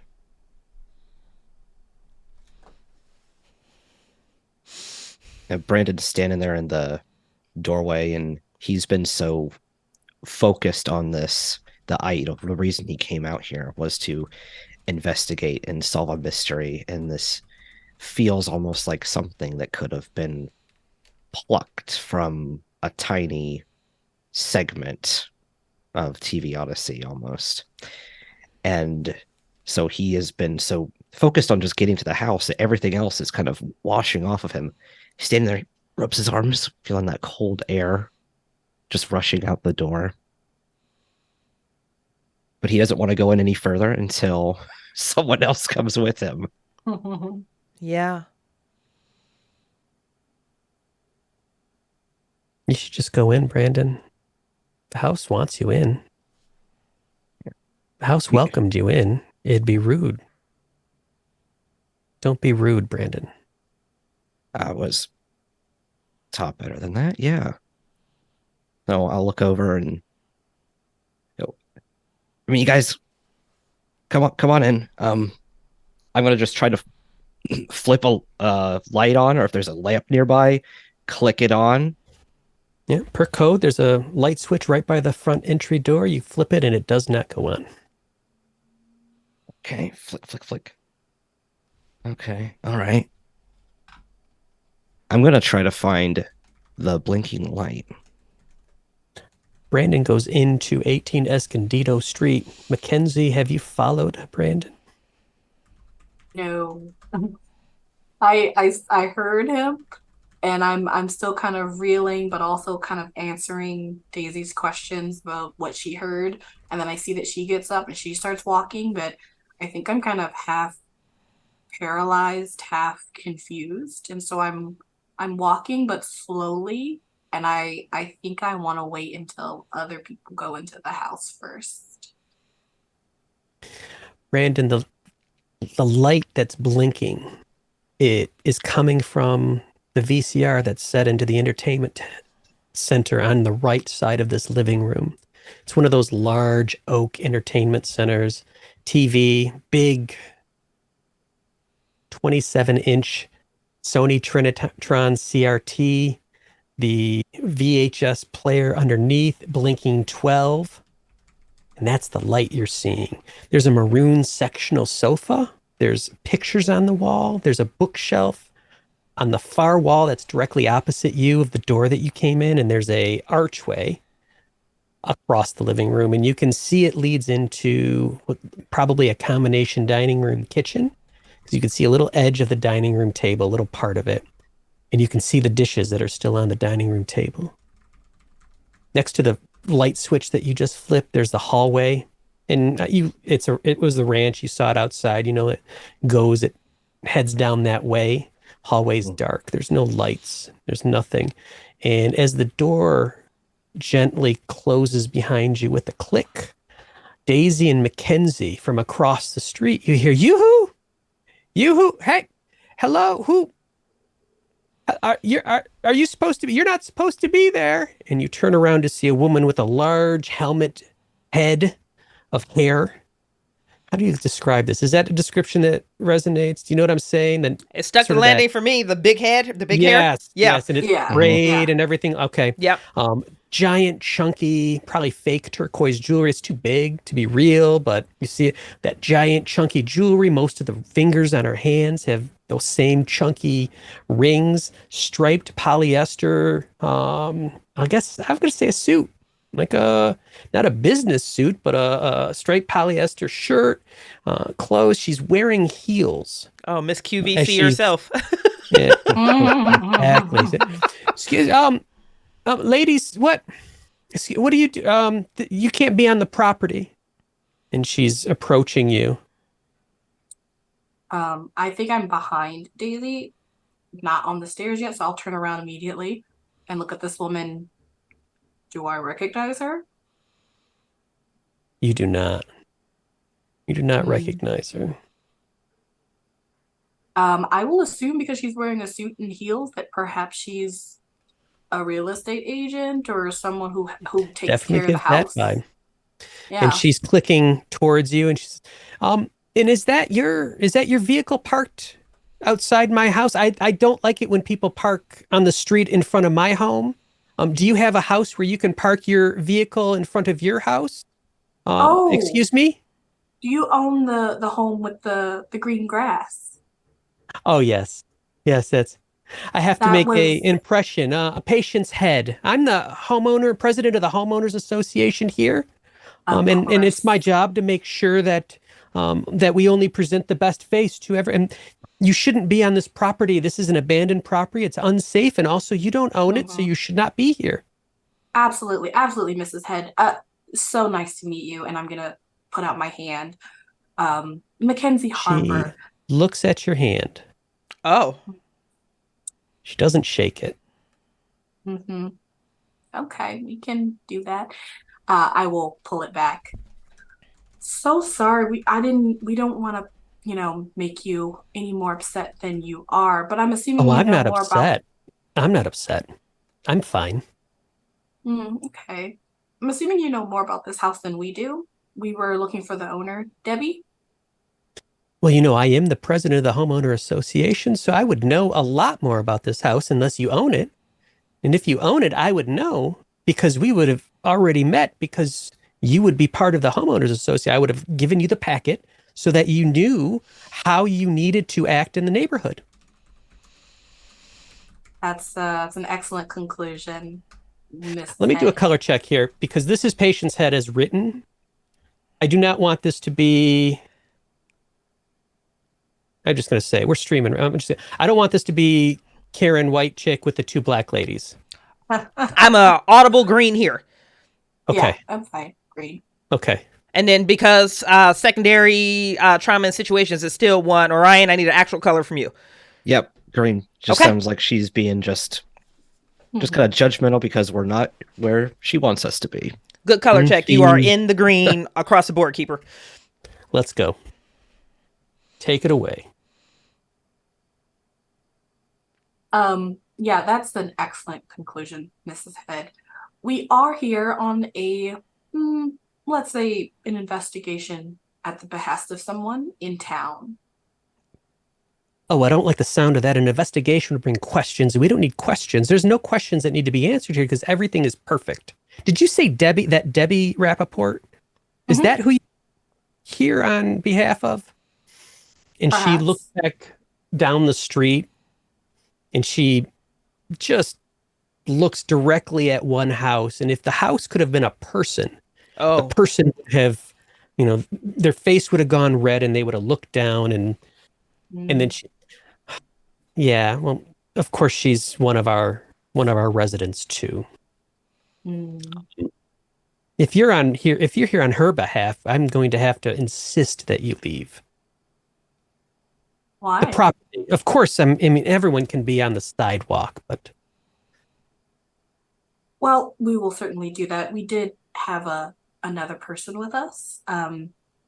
Unfortunately, yes. Brandon. Did you not see him? Well, ma'am, I watched you walk from your very nice new car. That is a very nice new. I must say, if someone had to park out in front of my house, which I really don't like, um, at least it was a really beautiful, well-kept new car. I watched the two of you walk. I didn't notice a third person. Are you sure? As she says that, I'm going to look at Daisy.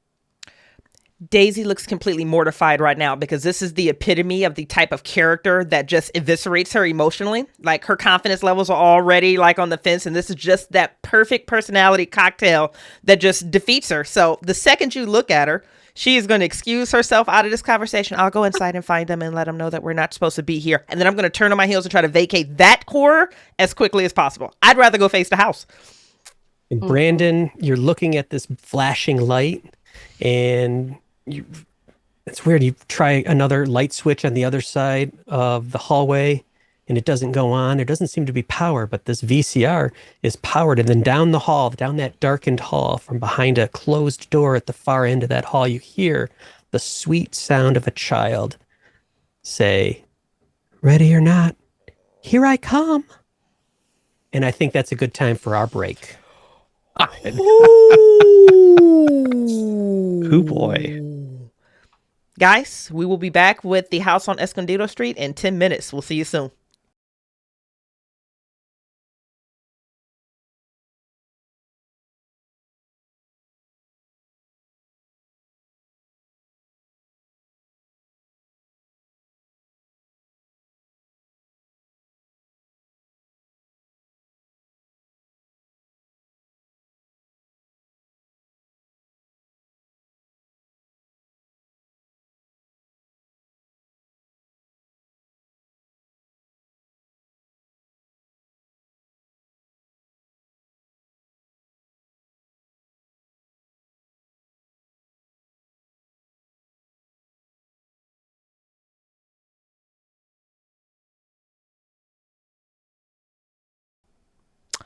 Thank you so much for sticking with us through the break. I know I needed to get some water and some fresh air and bring my nervous system down. And then Nate told us some pre-show stuff and my hands got wet again. So, whoo, Chris and Skip confirmed that audio and visual is good. Nate, it is back into your hands.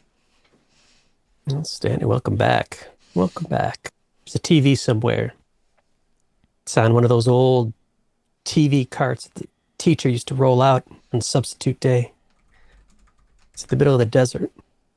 And sitting there, and Brandon, it is a 27-inch Sony Trinitron CRT. Out in the middle of this desert, mesa, vista, stars, sand, red, clicks on a little tiny light in the center, just a dot. It slowly fills the TV screen. That light slowly fills this depression in the desert. And the light from that blinking VCR slowly fills your eyes and your brain and your mind and your essence, Brandon, as again, that child's voice from behind you. Ready or not, you hear a door slam.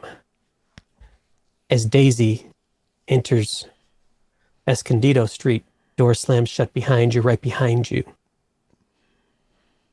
And Mackenzie, you turn around and Patience is walking each step, a step and a half, two. It's jerky. It's a marionette. And maybe it's the dust in the air. Maybe it's the sun beating just directly over you that gives it's. And you blink and she's taken another step and she's now 3 houses down. She takes another step and now she's almost back towards where her house is. She takes another step. She's peering in the window of your Corolla. Oh. And she's looking up and she starts walking back towards you. Looking around. Doesn't seem to spot you. You're just right there on the front yard. The kids playing double dutch. Did you see who parked here? Is this? I thought I saw some. No, Mrs. Head, we didn't see anyone, the kids say in unison. She looks over. She looks back. Up. Yoo-hoo! Yoo-hoo! Mackenzie, what would you like to do?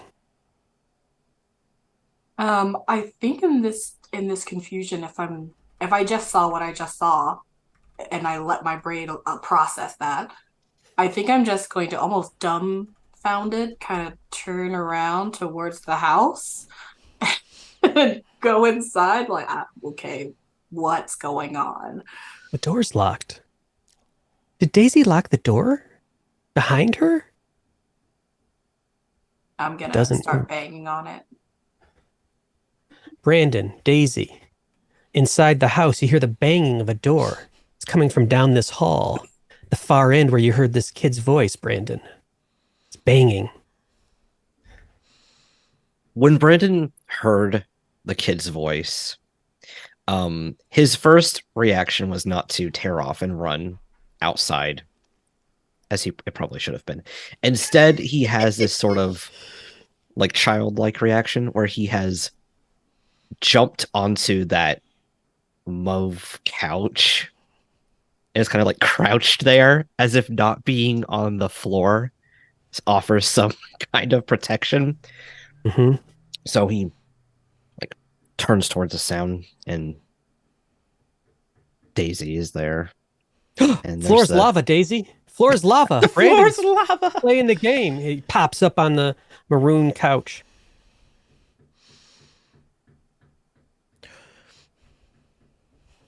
I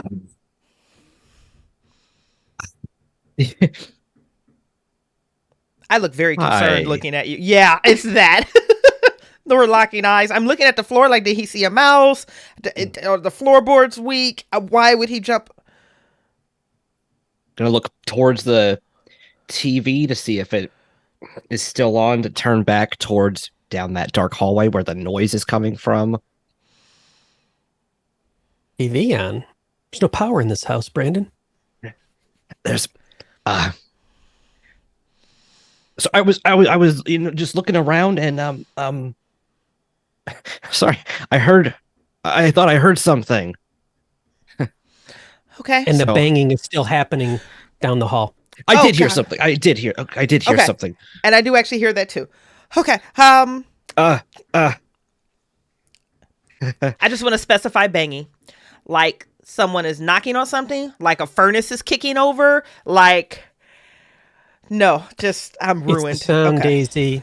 It's the sound of you being locked in a closet and the sibling or the cousin or the bully, whoever did this, standing on the other side listening to you as you're banging on the door.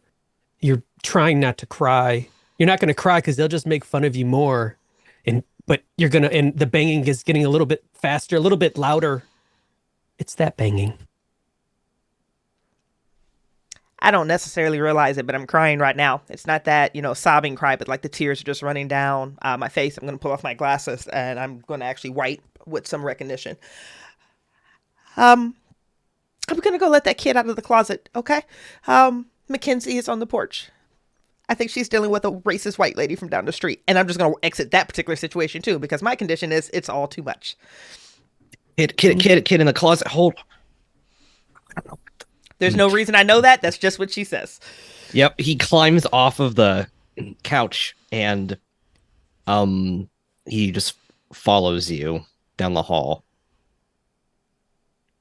When you go down the hall, it's dark. It's getting to a point hard to see because you're now in this hallway, no windows, no lights. Mackenzie, you're peeking through the blinds and you see a shadow. You see another shadow. Your eyes adjust and you're looking into a living room. There's an archway on the other side. You can just barely see into what looks like to be the dining room. Probably a dining room kitchen combo, as we heard before. There's these it's dark inside, but you can see a couple shadows, and one comes across and sets something down on a table and leaves. And is there family in there eating dinner? This house has been abandoned for 10 years, and you're trying to get a clear, just the faces you can't get a good read on. And the clothing is hard to see, but no, they're clear as day. I mean, there's people living in here. Yeah, that makes sense. I've seen shadows in here before. If no one comes to the door, I'm gonna back up and turn to see if Mrs. Head is still there. No one's there. Kids have gone into play. Double Dutch is over. Gardener's still gardening on the other side of the street. I want to try to find that house that I remember Mrs. Head looking at. Absolutely. You can go down the walk. You take a step onto the sidewalk and you take a deep, cleansing, refreshing breath of clear, clean, rejuvenating air you've never noticed. Air has a taste. It has a weight. There's a feeling to it. And at this moment, you realize the bitterness that you've been consuming. And you take another and, oh, it feels so good. And yeah, you walk down the street. It's majority of the way down in the direction that you actually came from. And on the other side, that's where she stared. But so you can walk all the way down there if you'd like. Mm-hmm. And you are standing in front of it's a single-story ranch. And there's a car in the driveway.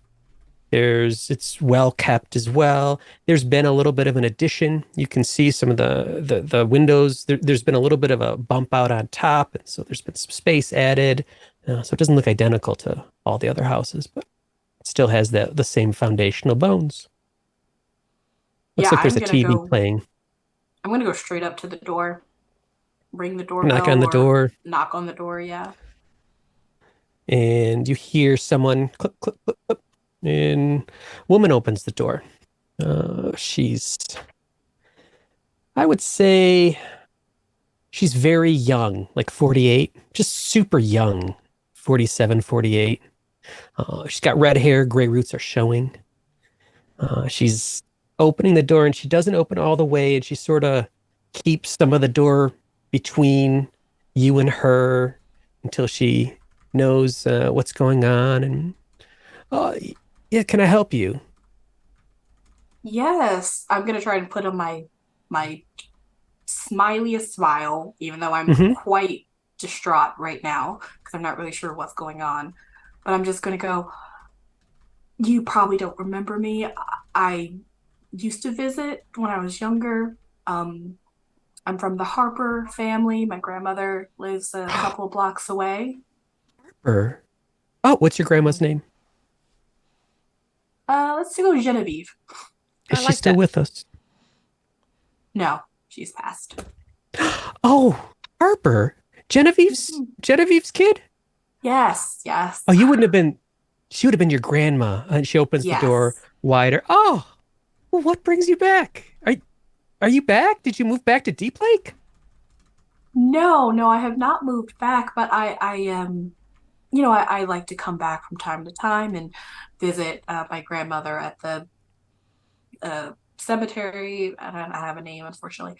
Um, and this year I came back with some friends because we were interested in your property. Are you Debbie? Looks around. I mean, oh, come on. Oh, I'm sorry. Come on in. Come on in. I mean, there's not Thank much to you. say. I mean, we did do a little addition about 10 years ago. It's really nice, but Oh no, what? no, not this property. The older house that's been vacant. Oh, oh, oh, It has really Hugh, beautiful, unique architecture. I don't know Hugh's if house. you're interested Yeah. in selling it. Oh no, no one should live. No, I would never sell that house. And you clearly hear the start of one statement and then the cut over to the next. Come on in, come on in. Why would you why would you want to look at that awful house? That awful place is there's so much better places. And she leads you into the house and there's a nice little table. And can I get you some coffee?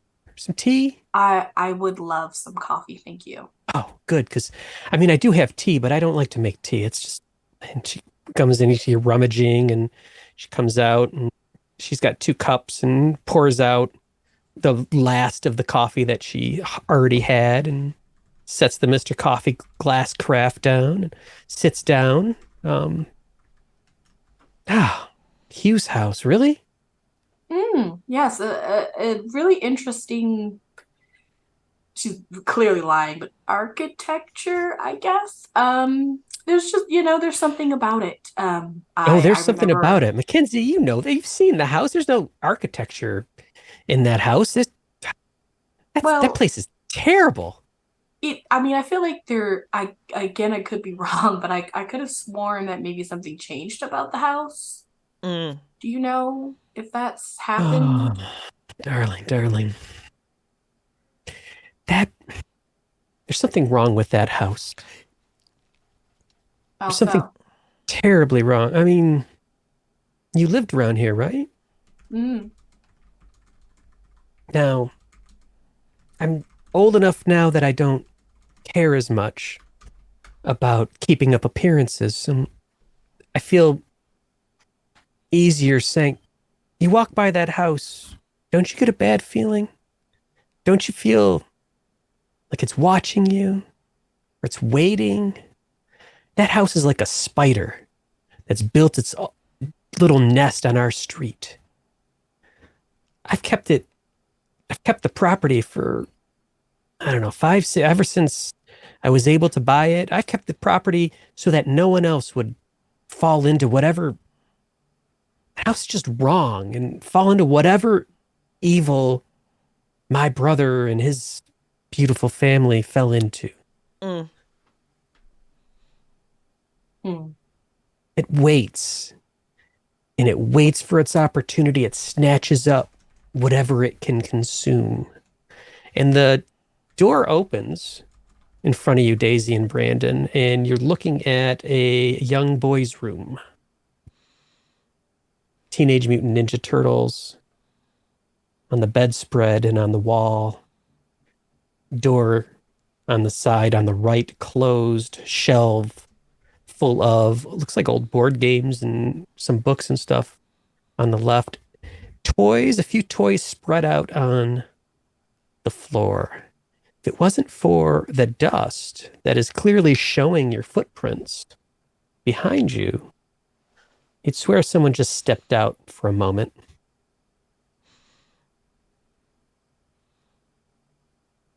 This must be Elliot's room. Looks like Elliot's room. Is the banging coming from in here? No banging. As soon as you open the door, that noise that both of you were hearing stopped. And just to clarify, you say it felt like something stepped out of this room even though we didn't see it. Or am I making this up and just ruining myself?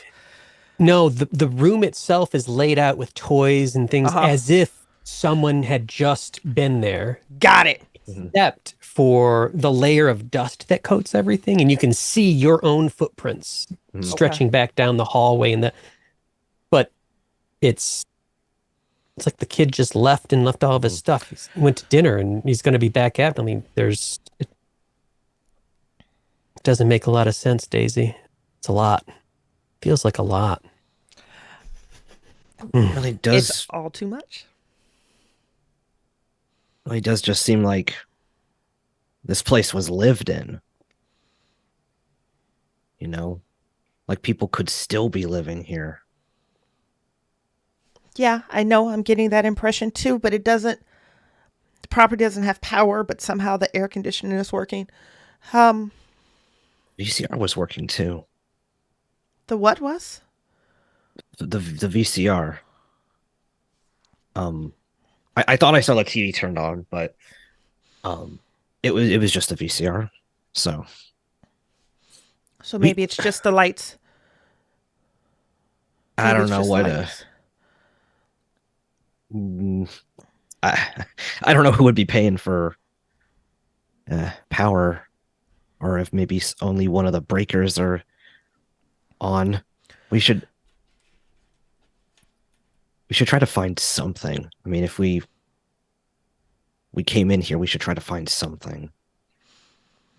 Well, we're here. I don't know what was knocking, but we're here. Maybe we should meet Elliot. Sorry, no. What I meant is maybe we should like familiarize ourselves with who and it's all too much. I'm going to step into the room and continue to commit to let's meet Elliot, because Elliot isn't here. Elliot, there's no one in this house. It's just us. I don't know what the fuck Mackenzie is doing. She should be here, but maybe she's still outside dealing with the crazy Mrs. Head. But while we're here, let's investigate this room. I'm going to walk around and see what I can learn about Elliot. Let's introduce myself to Elliot. Let me get Elliot introduced to me by way of this room. So you are going maybe through the shelves and through the bookcases and maybe checking out the bedspread and all the things that happen or that are found in any 10, 11, 12-year-old boy's room. And go ahead and make me a metal roll. Brandon, as Daisy starts rummaging through, what would you like to do? I think rather than looking at any of the other bedrooms, because it just, for some reason, that feels like, oh, going into an abandoned house, that's okay, even if it feels creepy. There's an extra infringement of privacy opening up these closed bedroom doors. So I'm going to go into the kitchen dining room area because I could see that archway from the living room. And so you pass, and just for your own, you pass another door on the left in this hallway and 3 doors on the right on this hallway. So there's 2 doors on the left, Elliot's room, and then one next to that. And then there's 3 doors on the right. All the doors are closed.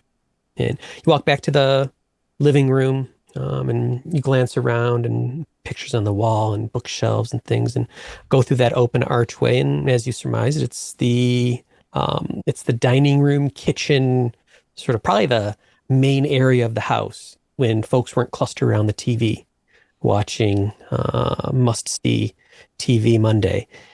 There's a full dinner laid out on the dining room table. It's missing all the food. Serving dishes and platters and silverware, water glasses, a couple of those plastic kids glasses. Just everything is out and ready and prepared. There's no smell. There's no rot. It wasn't this food sat for 10 years. It's ready for dinner. And you look, and the kitchen has a couple things. It doesn't look like a disaster area kitchen that was just used to cook a huge meal, but there's a couple pots and pans and things out as well. Okay. I think I will also be kind of investigating this area because it just almost more than anything else seems like it was in the middle of something before it was interrupted. Mm-hmm. And so before you do that, why don't you make a metal roll? But as you start going through and checking things out, oh, there's the china cabinet looking through. Oh God, there's precious moments, and you close the china cabinet. The most horrifying thing so far, possibly. But also, as you're going through, you could tell what was something that was on the menu for this meal that either was had or was ready to. There's you look at the table and you spot something familiar. What were they having? I think they were going to have some like meat that was put in the slow cooker. Maybe a kind of a budget cut that would, could be thrown in there, would get tender over the course of the day. Box for some scallop potatoes. It's just like the powder packet that you can mix in with the milk, throw it on the stove top. Probably some canned green beans, something. There's a whole bunch of canned goods in the cupboard. This was a very busy family. You're looking, maybe you even recognize this as this is the fancy dinner from a very busy mom and dad who can't do and spend the time to actually make. They might, but they still provide. They're producing and providing a wonderful meal for their kids. It's going to be delicious. Yeah. It's salty. It's going to be tasty. This meat's going to be just falling apart. It's got the gravy. Probably mom or dad probably stopped at maybe the bakery, bring the bread home. Like they really cared about the kids. They were doing all they could above and beyond providing for them. Mackenzie, Debbie stops. She puts her cup down. I never liked that. I never liked that house from the start. I never liked it even when they first moved in. They loved it. There was always something. I'll tell you what, that house, Hugh always used to laugh about how insulated it was and how his energy bill is so much less than everyone else's because he bought the right house on the block. I'll tell you, these houses, there's no different. That house is cold. That house has ice in its bones. And everything about it. I just never liked it, but he was my brother. And so I learned I shouldn't. What are you going to do? Every time you see every time I see my brother, I'm not going to tell him I hate his house. That's no way to have a relationship. And I had to just stop. But part of me blames me for stopping because if they hadn't been there, I think if they hadn't been in that house, they'd still be here. And Mackenzie, I told your grandma this once. Reason why I've never moved, part of me thinks they're going to come back. I'm just waiting. I think part of me thinks that I have this dream they come back. and they haven't aged a day. They just walk back, and I get to be the aunt and spend time with Elliot and Abigail that I never got to because they come back and they're, oh, listen to me. I'm just rambling.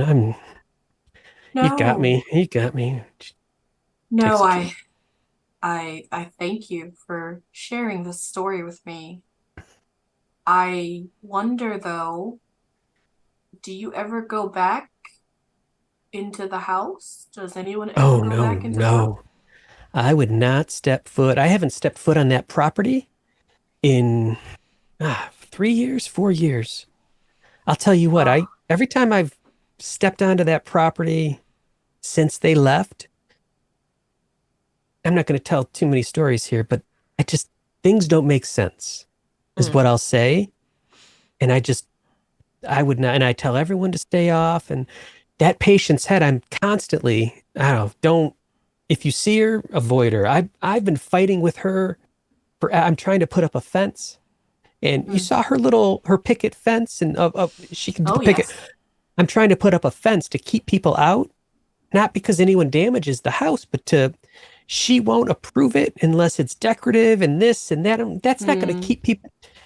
I swear I've been back and forth with the board and the council, and I'm writing letters to the mayor, and mm.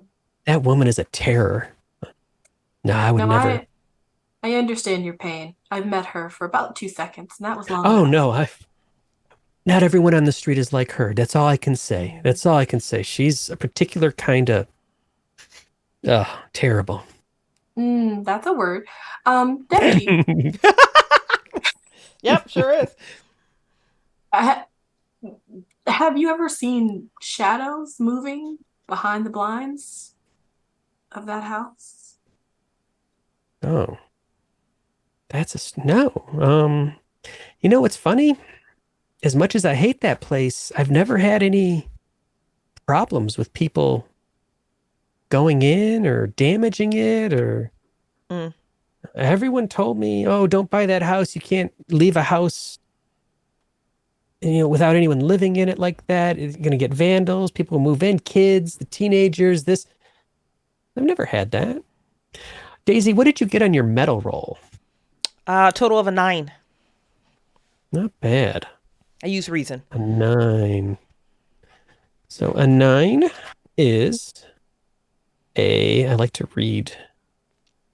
I like to read the on a 7 and 9, there's a complication with the clue itself or complication you encounter while searching. You make a very thorough search of the room because as you get into the search, you're able to dampen down some of this overwhelming other things that have been assaulting you all day long. This has been so much stuff that makes no sense one after another but this makes sense and you get into it and you start enjoying and okay, it's like cataloging, it's Mm-hmm. like inventory, it's like and as you go through I think you probably start cleaning things up as well and you start putting some things back where they should and all of this. um Two things happen. One, you open the closet door as part of your inventory. And tell me, Daisy, when you open that closet door, something changes in the energy of this house. What changes? Ooh. I opened that closet door. This house was originally welcoming to us. Please come in, come play. Mm-hmm. It's been very inviting. There's a sudden chill of hostility, of being uninvited or maybe even violated, or there's a sudden air of hostility. This is like turning that corner and that dog's hackles are completely up and the jaw is open and the saliva is coming down. There's something abruptly with zero transition that hits. It's like something has pissed off something in this house and it is prepared Yeah. to defend itself. Brandon, you feel this too.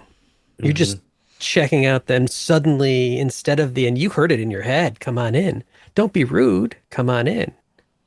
and there's a coldness that just drops, and it's not the coldness of the air. There is an icy intent. How dare you? How dare you do what you did? And you didn't do anything. You were looking at this 1970s crockpot bowl or tub that was on the table thinking, oh, I know exactly what was in there. And suddenly, how dare you? And Daisy, how dare you? As the closet door opens, the energy changes, and you see painted on the wall behind, right opposite of that door, another door. And you almost give a little bit of a start because you're like, oh, wow. And you reach towards it when you realize it's just the most meticulously painted photorealistic door painting in the back of the closet. And that is your capital C clue, which I'll put in our character keeper. A realistically rendered door painted on a wall.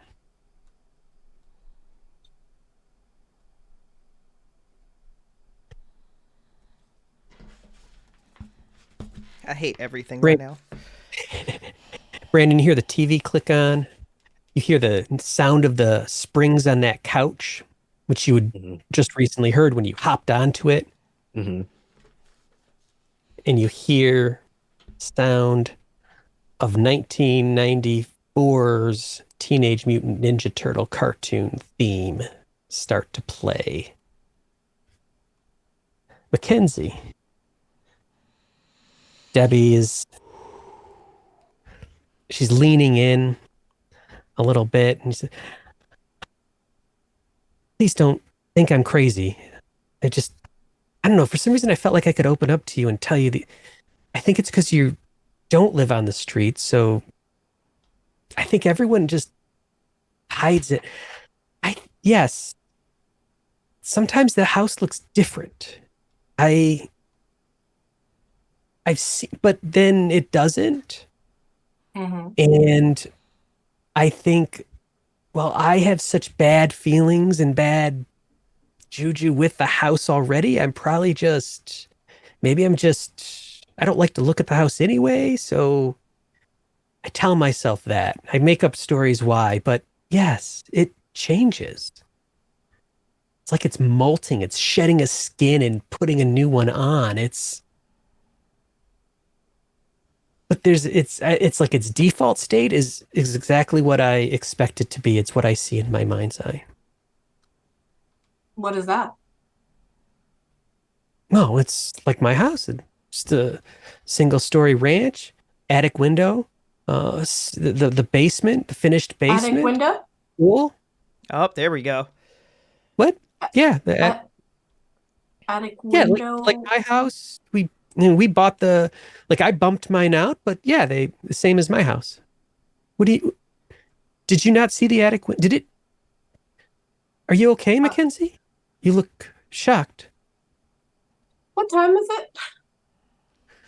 At this point, it is, say, noon, little after noon. Okay. Debbie, this may be a strange question or request, but do you mind if I take a look at your house? Oh, sure. I'd love to show my house. The other one, Debbie. Mm. I really wish you wouldn't, because you seem like a really nice young lady. Thank you. I'm not going to stop you, but I really wish you wouldn't for your own safety. That house does not like people. Okay. If hypothetically someone would go in the house, and perhaps, do you know what would maybe happen? Like I said, I don't have any problem with people going into the house. I think it's because sometimes the ones that might be a problem they don't come back. Mm-hmm. Mm-hmm. Well, That's what I why was I worried don't go about. into that house.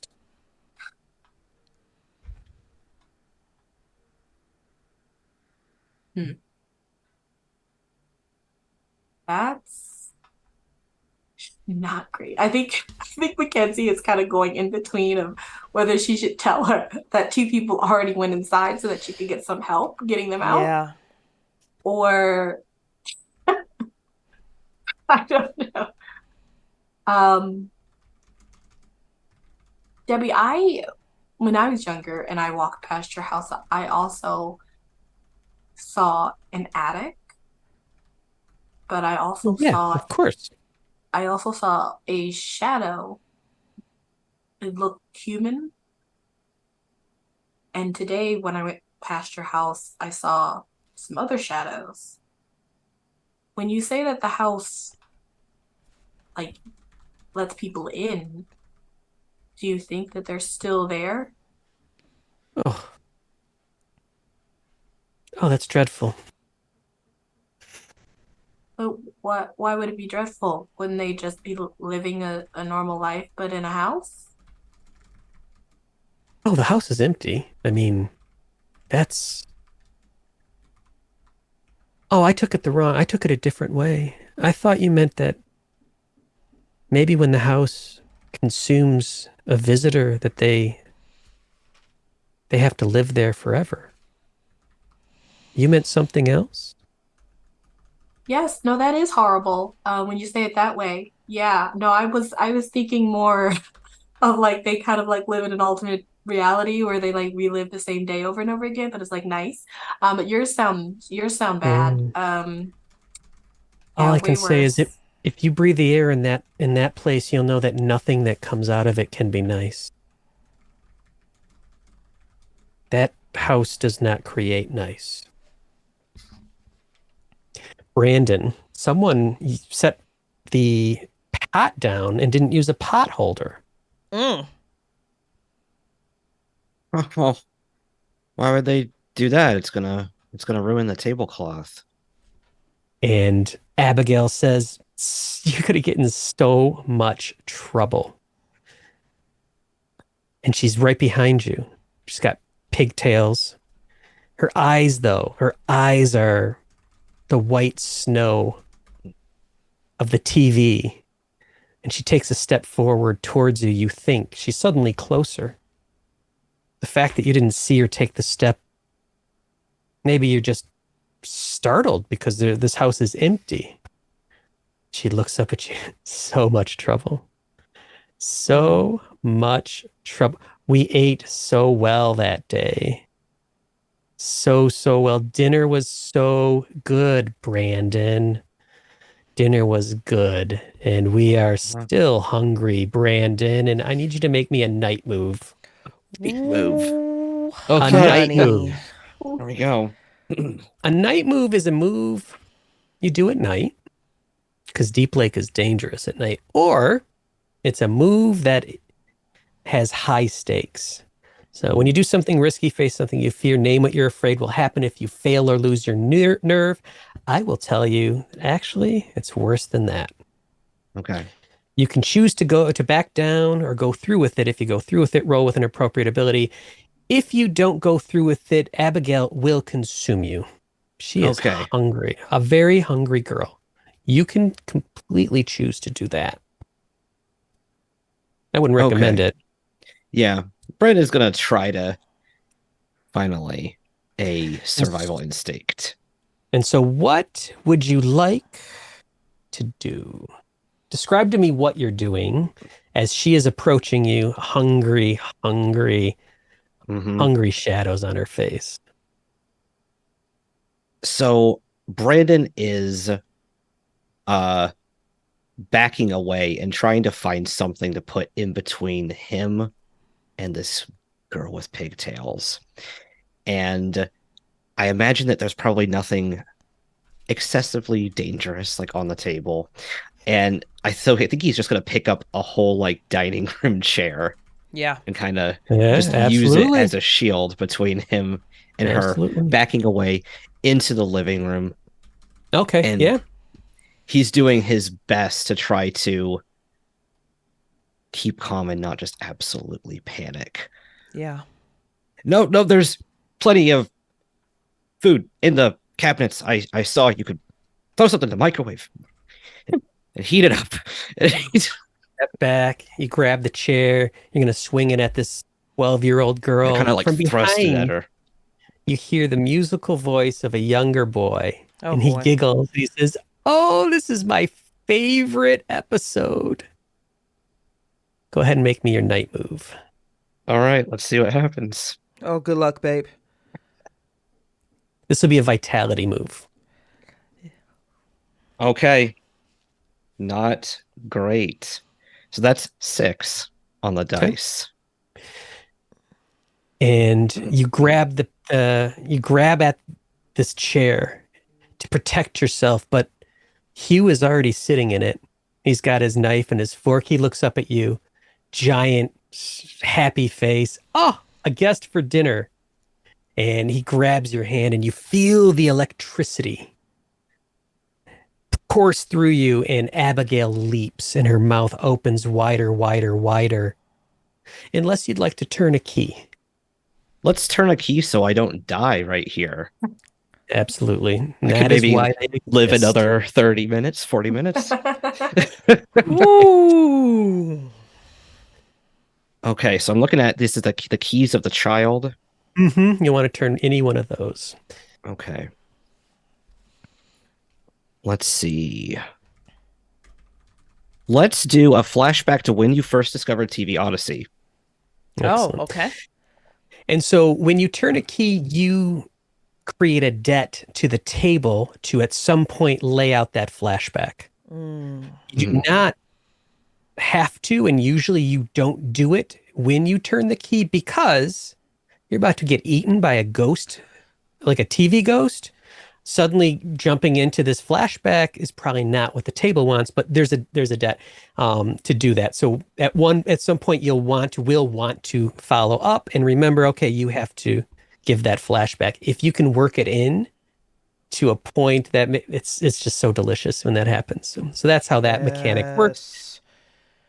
You, instead of dying, you're grabbed by Hugh Rappaport, his face stretching in a grin, and then it breaks across his face, and the static light is spilling out of the skin that is wearing this light, and you feel this burn, and you trip back, and you slam your head against the back of the tile floor. You take the condition concussed. Ouch. And Daisy hears an enormous crash and what seems like a sizzling noise,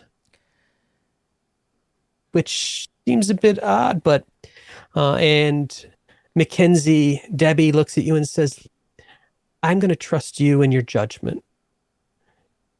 If you can keep yourself safe and want to look for Elliot and look for, I miss my baby brother Hugh so much. He had such a lovely smile. If you could somehow find him, that would be amazing. I just believe that he's still here with us and he's going to walk in the door one day. And if that dreadful patient's head gives you any static, you send her to me. She's not the queen, king, and ruler of this street that she thinks she is. I'll take care of her. Well, thank you, Debbie. And I'm gonna press my hand to her hand. Oh, she takes it. She shakes it warmly. I hope I find them too. You know, I sometimes see your grandma's grave at Whitechapel and sometimes put a few little flowers on it. It's nice. They take care of it nice there. She was something. She was a firecracker. Yeah, she definitely was. Thank you. Oh, thank you. And as you leave, you glance over. I'm going to give you a clue. Your clue is There they are, the happy family, the Rappaports. Probably 1993, 94. I mean, they are close to when they disappeared. So the ages of the kids. So it's right around that time. And there it is. Hugh and Sherry, Abigail, Elliot, and the third one. And so your clue is a family photo showing a third child.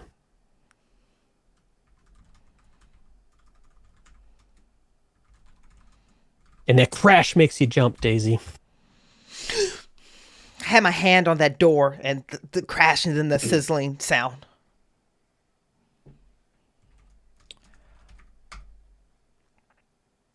Okay. I don't know if that crash was real. I don't know, because the banging wasn't real, but the crash might be real. What do I know?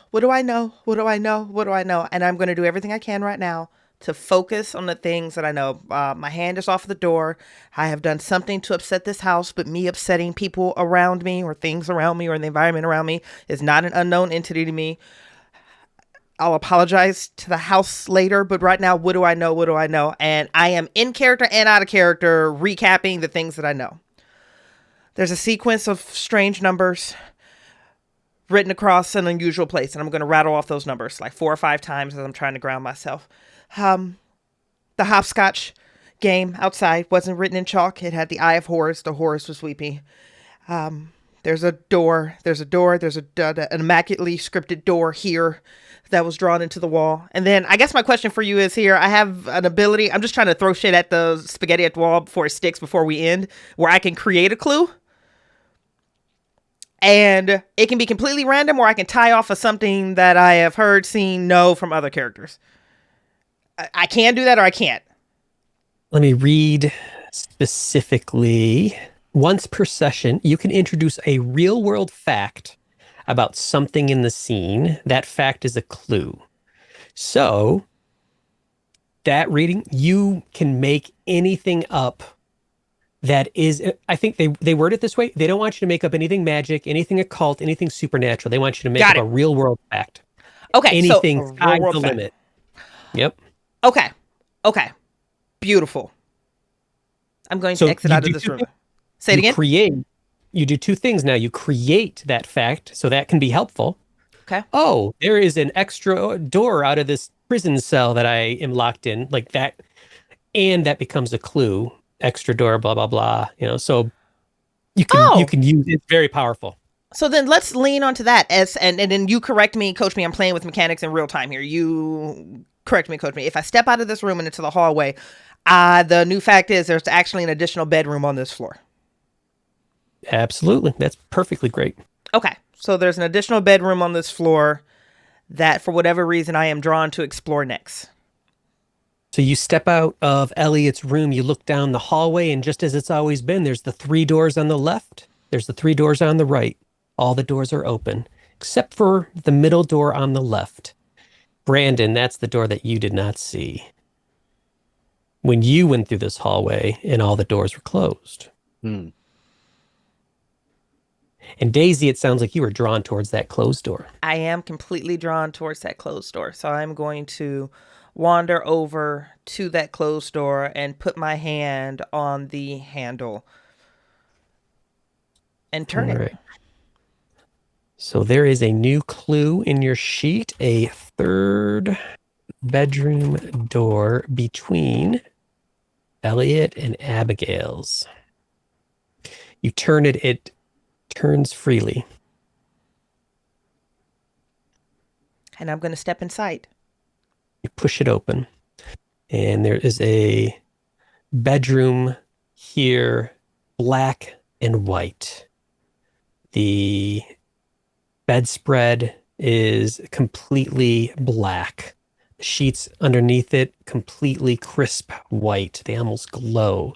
The walls painted black. The ceiling painted white. There's a desk. There's a lamp next to a desk. The lamp is on, and it throws a white light out into this room. The books, the covers are all black and white illustrations. The carpet is black. The roll top on the desk itself black ebony wood. Brandon, you're starting to bleed out a little bit from where you slammed so hard into the tile. You open your eyes. You have no idea how long you've been out.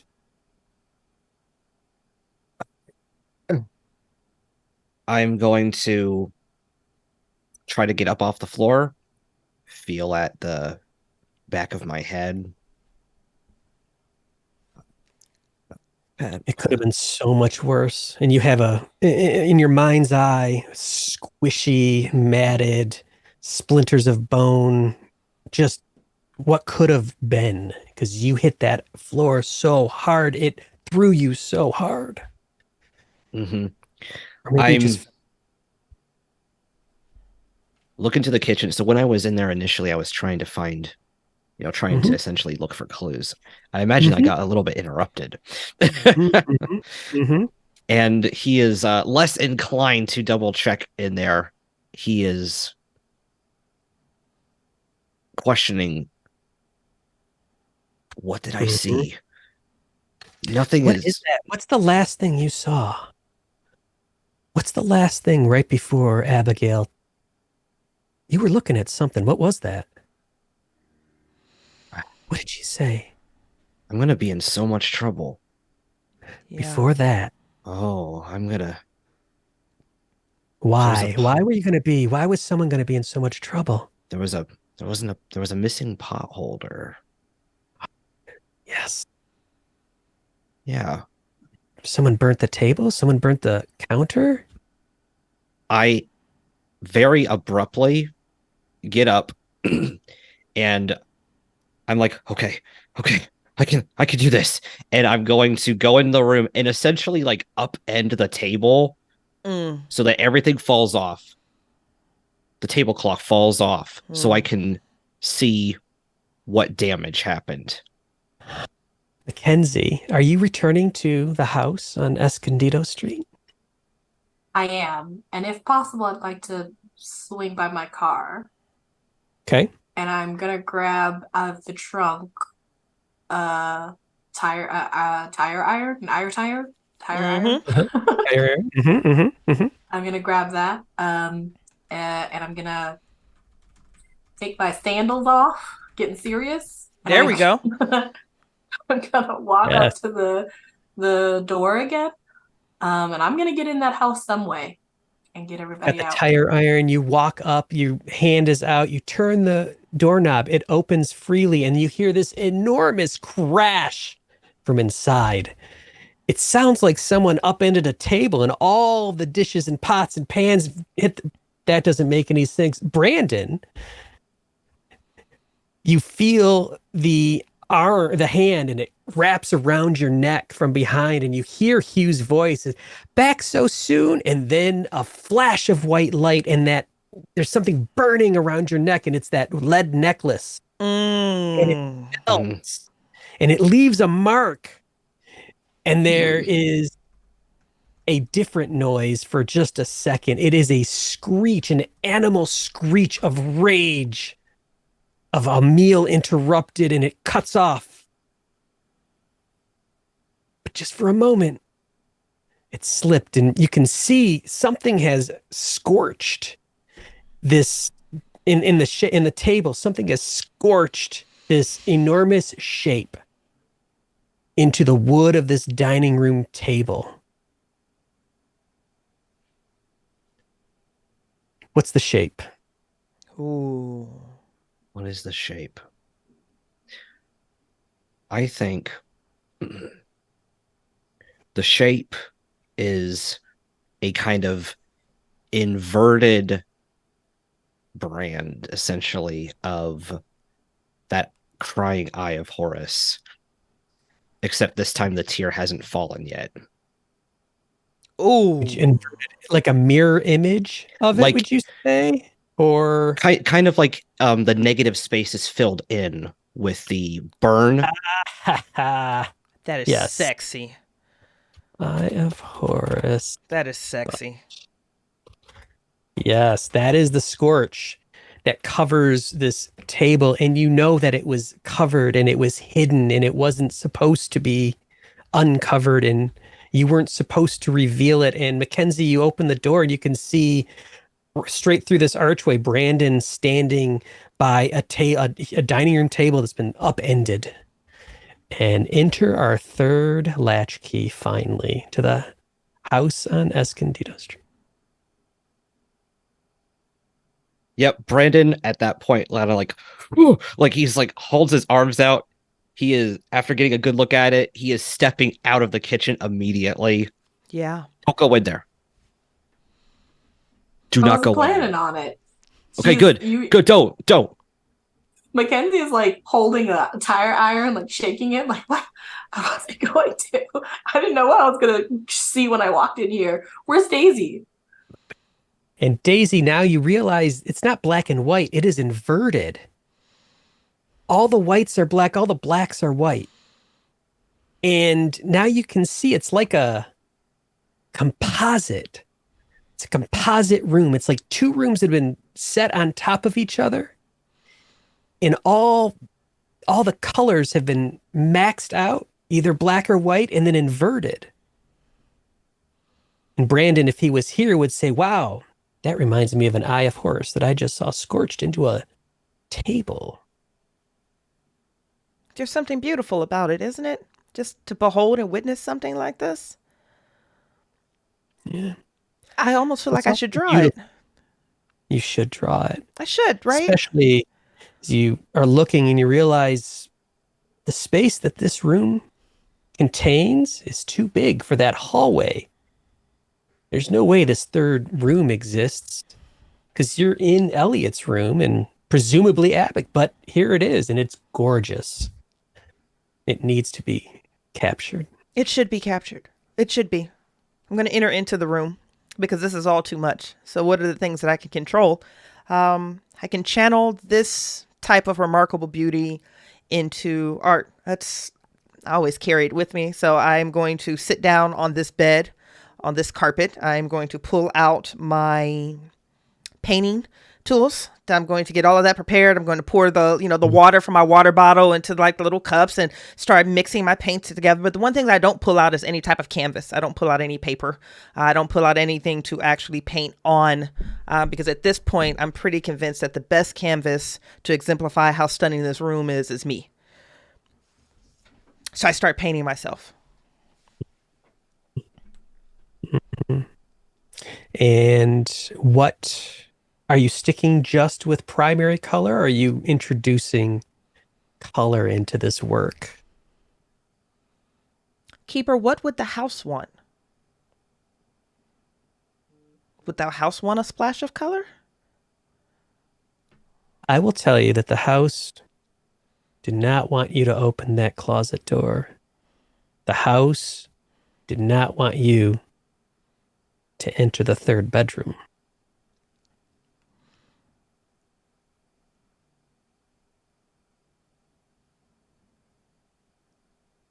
We have to add color as a sacrifice of apology. Make me a night move as you start your work. Mackenzie, Brandon has a burn that covers almost the entirety of one of his arms, and you can see blood on the floor. You can see blood on his head. He doesn't seem to care much about that because he's focused on whatever's happening with the kitchen.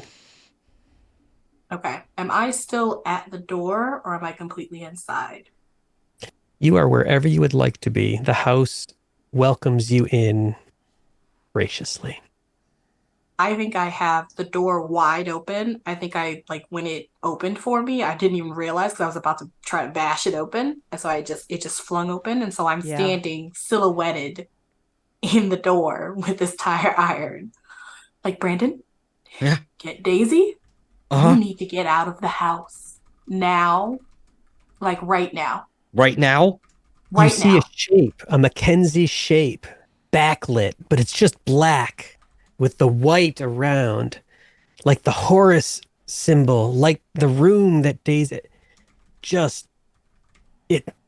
It's the intensity of this. It's so much. I, I, you know, I don't know. I think. Look, I could find. Let me go find Daisy, but don't. You should not come in. And don't go in the kitchen, and don't. You don't hit me with that tire iron, okay? Okay, I'm gonna find Daisy, and he's gonna head down the hallway. Noticeably speeding up when he walks past you, Mackenzie. Daisy, what was the result of your night move? I rolled a 10 on the die, and what was I adding to that one again? What would your artistic talent be? Ooh, what would it fall in under here? Well, what it should be is presence. Its presence, yeah. Especially since you're fighting so much. Yeah. So it's just a solid 10. I don't have a modifier to presence. 10 is great. 10's a success. 10 prevents you from falling completely into the house. 10 means that when Brandon opens the door, did you, let me ask, how complete was your palette preparation? Do you have any clothes on right now, Daisy? Oh, let's lean all the way in. A canvas is a canvas. You can't have any obstructions, especially when you're trying to capture something this beautiful. So no. I should have known. I'm No. asking that question. You should have known. Absolutely not. No, I'm teeing this up to you. You can tee it back or let it fall. Is Daisy using paintbrushes or is she using the scalpel? That's up to you. That's up to the three of you. Orion, this is your first time on a Symphony stream. Mm-hmm. What is Daisy painting with? Her paintbrushes or the scalpel that she uses to sharpen her crayons or whatever? What are you in the mood for today? Oh man, I mean, I love me a gnarly horror game. So We're carving. I say, why not a little bit of both? You know, there are multimedia expression. That's what you're going for. Why not both? So in the 15 minutes that you were apart, might not even that. You throw open this middle door, which didn't exist. You know exactly where to go. Daisy stands back towards you. She's working furiously. And she turns, and you can see a pile of her clothes are next to her, and she has carved shapes across her body, and she's begun to fill in the shapes with color. And she started with the most readily apparent and available color, just a deep red. And it's on her body, but you can see the carvings, and they're exactly the same style of the Eye of Horus that you saw in the hopscotch diagram. They're exactly the same style as the burn scorch mark that you see. And she is carving and shaping. Daisy. What are you doing? It's beautiful, isn't it? There's so much red. Yeah. There is a lot of red. Mm-hmm. Would you like me to paint you too? No, I think I got some paint already. We need to go. Okay. Did you get your clothes? I kneel down. I just pick up, my clothes in one hand. I still have got the scalpel and the paintbrush in either hand. So I have all of that collected. Do you want to get dressed? Before we leave, before we go outside, we need to leave. So. Yeah, if you're not going to let me finish, I guess I can get dressed now. And one last night move as you try to leave Mackenzie. Oh shit. Suddenly, the house decides that that's not what it wants. It tries to close the door and tries to keep you inside. The door starts to swing shut towards you, and the walls themselves seem to pulse. The doorway itself, the opening seems to shrink and then come back, almost if it's breathing or flexing. Mm-hmm. I'm going to start hacking away at the door, trying to like take off the hinges, and try to beat it back or open while I scream for Daisy and Brandon, "You two, move it!" And so that will be a vitality night move to try and keep the doorway open long enough for your friends to escape. If you fail, what are you worried will happen? Uh-oh. Well, I'm committed to staying in the doorway. So if it closes, it's closing on me. It's worse than that. It's worse than that, Mackenzie. If it closes, only half of you is leaving Escondido Street today. Okay. Let's see. 5, 6, 7, 8. What am I using? Fatality. Okay, so that's just 8.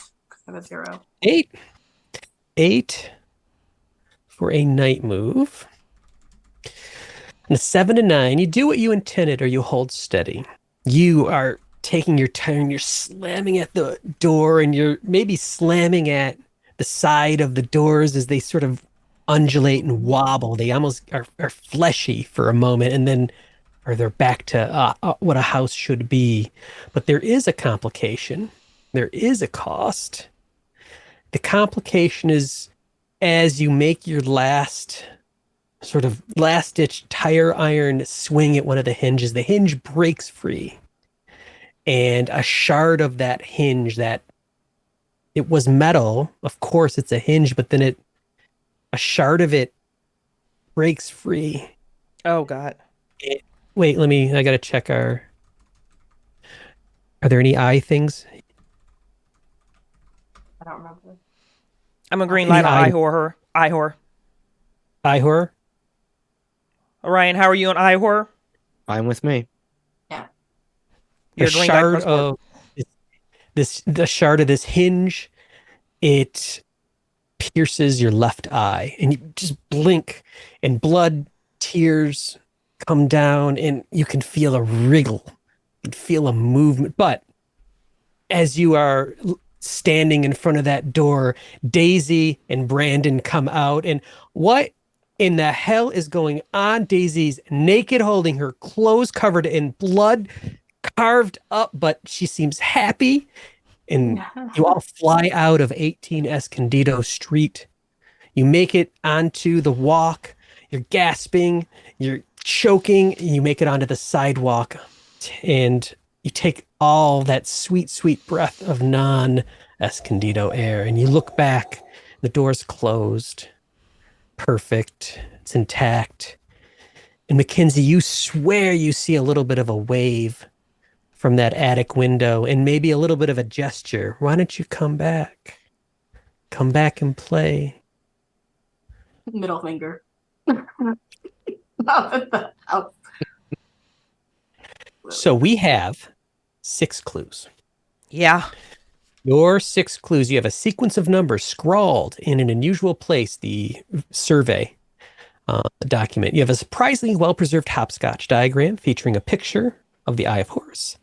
Diagram of a door etched into the back of a closet. A family photo shows a third child. A third bedroom door between Elliot and Abigail's, and I'm going to expand that a little bit. A third bedroom door that led into the bedroom that had the characteristics. Like you could use all of that because that was a strange liminal space. Yeah. And scorch marks in an unusual shape, Eye of Horus, but negative space filled in. I think those were all of them. Did I miss a... There's a surprise clue that I was supposed to get from the... That was the hopscotch. That was the hopscotch. Bam. Got it. Nope. Yeah. That's all the ones I have written down too. All right. So this is an answer a question. This is an answer a question move that we're going to move into. When you have an open, freewheeling discussion, just the Latchkey kids. I'm not involved in this unless you want me to. But when you Latchkey kids have an open, freewheeling discussion about the answer to a question, once you've gathered a number of clues equal to at least half the question's complexity. So once you gathered 3 clues or more, you could try this, and you reach a consensus. One of you will roll plus the number of clues you incorporate and minus the question's complexity. So you're going to come up with an explanation, an answer to this question. And remember, your question is pretty straightforward. It's from the way back in the beginning. Yeah. What happened to the Rappaports? It's all you need to answer. Incorporate as many of the clues as you want. You don't have to incorporate them all. You choose. You can, and it just makes the dice roll easier. Then you're going to roll. You have the keys available.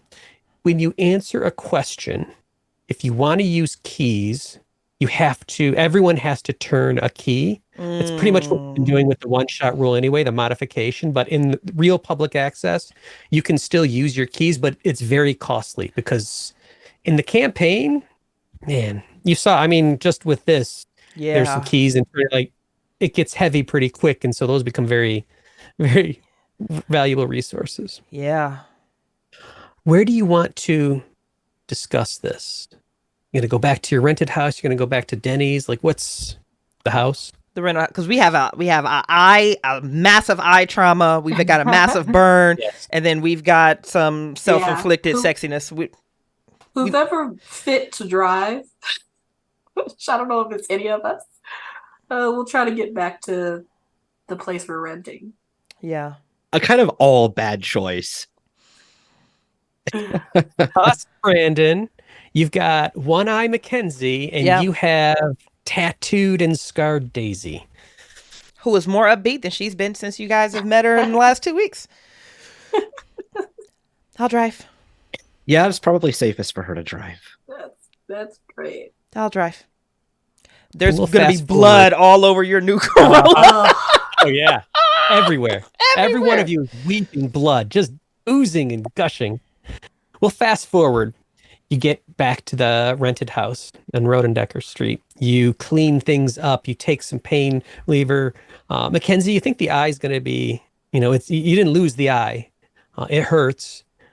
It itches a little bit, like there's something that you want to really get deep in, but you're not touching it. You wrap it up. And Brandon, you wrap up you've done all that stuff. You're sitting in the living room of your house.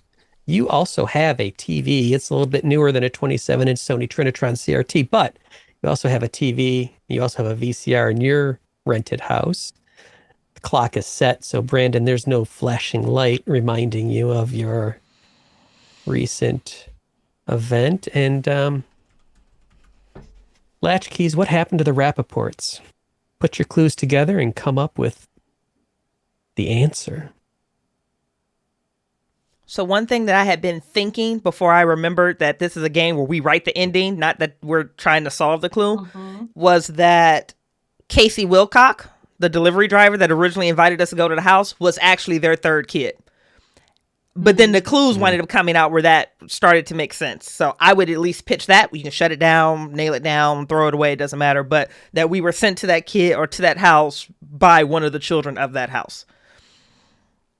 So essentially, what we have is there is a survivor, at least however you want to pitch that, for what state the Rappaports are in. Yeah. Somehow, Casey, this third child, is not trapped. Yeah. At first I was thinking that something was wrong with the house, but I'm a bit confused about the stamp or the brand, why it was in the hopscotch, and then why it was on the table, and then why there's a disappeared child even before the family disappeared. I'm really confused about that. So I wonder if if it's not the house at all. Like perhaps if Casey is the long lost child, perhaps he's been feeding his family. So he's enabling it. I could rock with that. He's protecting it, enabling it. He's sending people to that house. He's feeding the house, or he's feeding his family that's in the house, or trapped in the house, or sucked in the house, or part of the house. Mm-hmm. What can we do with that symbol? Was that symbol, just as a recap, the horse symbol, did that wind up being protective or harmful? I don't know if we had ever... I know. Apple with the new weird things that happens when I make hand gestures. It's funny. You gotta love Apple. And it's so inappropriate for balloons to be happening right where we're talking about the house eating a family, but whatever. Yeah, I think we definitely have to try to work the horse mark in, because we basically have like two clues that kind of double dip on that theme that's going on. Yeah. I loved Debbie, but I would love Debbie even more if she was secretly evil. Because I'm that type of person. So I would love for this to be a type of occult situation where both Debbie and Casey know what's going on with the house. Yep. But perhaps they are doing some sort of occult magic to keep, the people in the house, continue to feed the families that stay in the house. Yep. I like that. Weird stuff happening. How do you guys feel about Hugh Rappaport actually working for Odyssey TV? As an executive director or producer, and that's part of his ties, why he's stuck in that house or being trapped in that house, or why the town can't remember. I know we're not going that far out, but TV Odyssey, that would be pretty cool. Mm-hmm. Yeah. I like that. So Debbie is in on it, and Casey is one of the sons. And there was something with the VCR, so it would make sense if he was in, the technology department or something. Like maybe he ran a camera. Yes. Maybe he brought something home he wasn't supposed to. Yes. That corrupted the family. Mm-hmm. You've got his son going out doing the recruiting. He's taking on a new name, which is weird. No one seems to remember that third child. It wasn't in any of my records, so I love that idea of it. Except Debbie, but she doesn't, I guess, talk about it. Yeah, that's why it's kind of suspicious. Yeah, it's on her wall. She did not mention that third kid to you at all, Mackenzie. Remember the photorealistic door? The photorealistic door, yeah. Maybe something came through. Maybe something leaves. I think that's how Casey got out.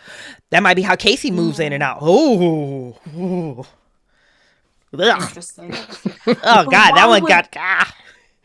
But why would he do that? Because would it work that when he's out in the real world, he's an adult, and when he goes back, he's a child? Arguably, we're the only ones that saw Casey, right? Yeah. Casey might not actually be in the real world. Casey might just be appearing to people to recruit him to send him to that house. Daisy, do you remember what company Casey worked for? I wrote it down. It was a delivery company. Speedy Delivery. Casey's job is to get the packages to where they need to. Oh my God. Oh, Jesus Christ. Give us our goddamn roll. We're rolling. Do we want to try to work in the numbers to our mystery solving? They can be someone's birthday, maybe Casey's birthday. Could be Casey's birthday. The hopscotch had a 10 on the number, and this house has been abandoned for 10 years. It could be some weird numerical sequence that ties to the number 10. Yeah. The Eye of Horus was where the 10 should have been on that hopscotch diagram. Yep. Mm-hmm. And the house was abandoned for 10 years. Protection. Also, remember the Eye of Horus because someone lost an eye. That's part of that. Remember fully. I'm not Rena, so I don't remember fully, but that's definitely in there. Yes. And then the third bedroom is obviously Casey's bedroom that was hidden from us. That technically hit all clues. Mm-hmm. Ugh. Man, I hate it. I know, I hate it too. What do we need to do to succeed on this roll? Someone has to roll. You've got to roll a 2d6 and it's the same rules. So 6 is just a failure. 7 to 9, it's answered, an unwelcome complication to that answer. And 10 plus, answer's correct, and you can pursue your opportunity. And remember, all you need to do to pursue the opportunity is let Casey Wilcox know what happened to the Rappaports. Yeah. Let's... Yeah, we'll let them know. Yeah. I can, and we can still turn a key if you'd like to do it. Is it okay if I roll? All you, baby. Let's go. Yeah. All right. Blows and kisses on the dice.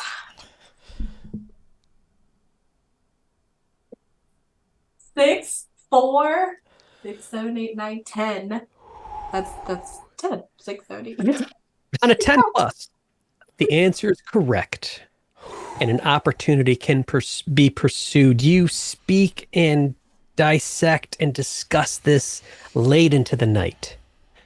And at first, you just can't even comprehend where you're going. Were you misled that badly? What is Casey? Is he a tulpa? Is he a spirit from another side? Is he the third child?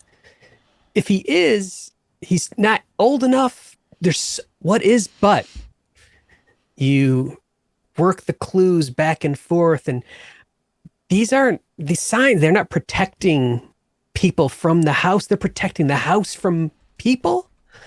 10 years to the day is when something has to happen. And Debbie was in on it from, what is Debbie getting out of it?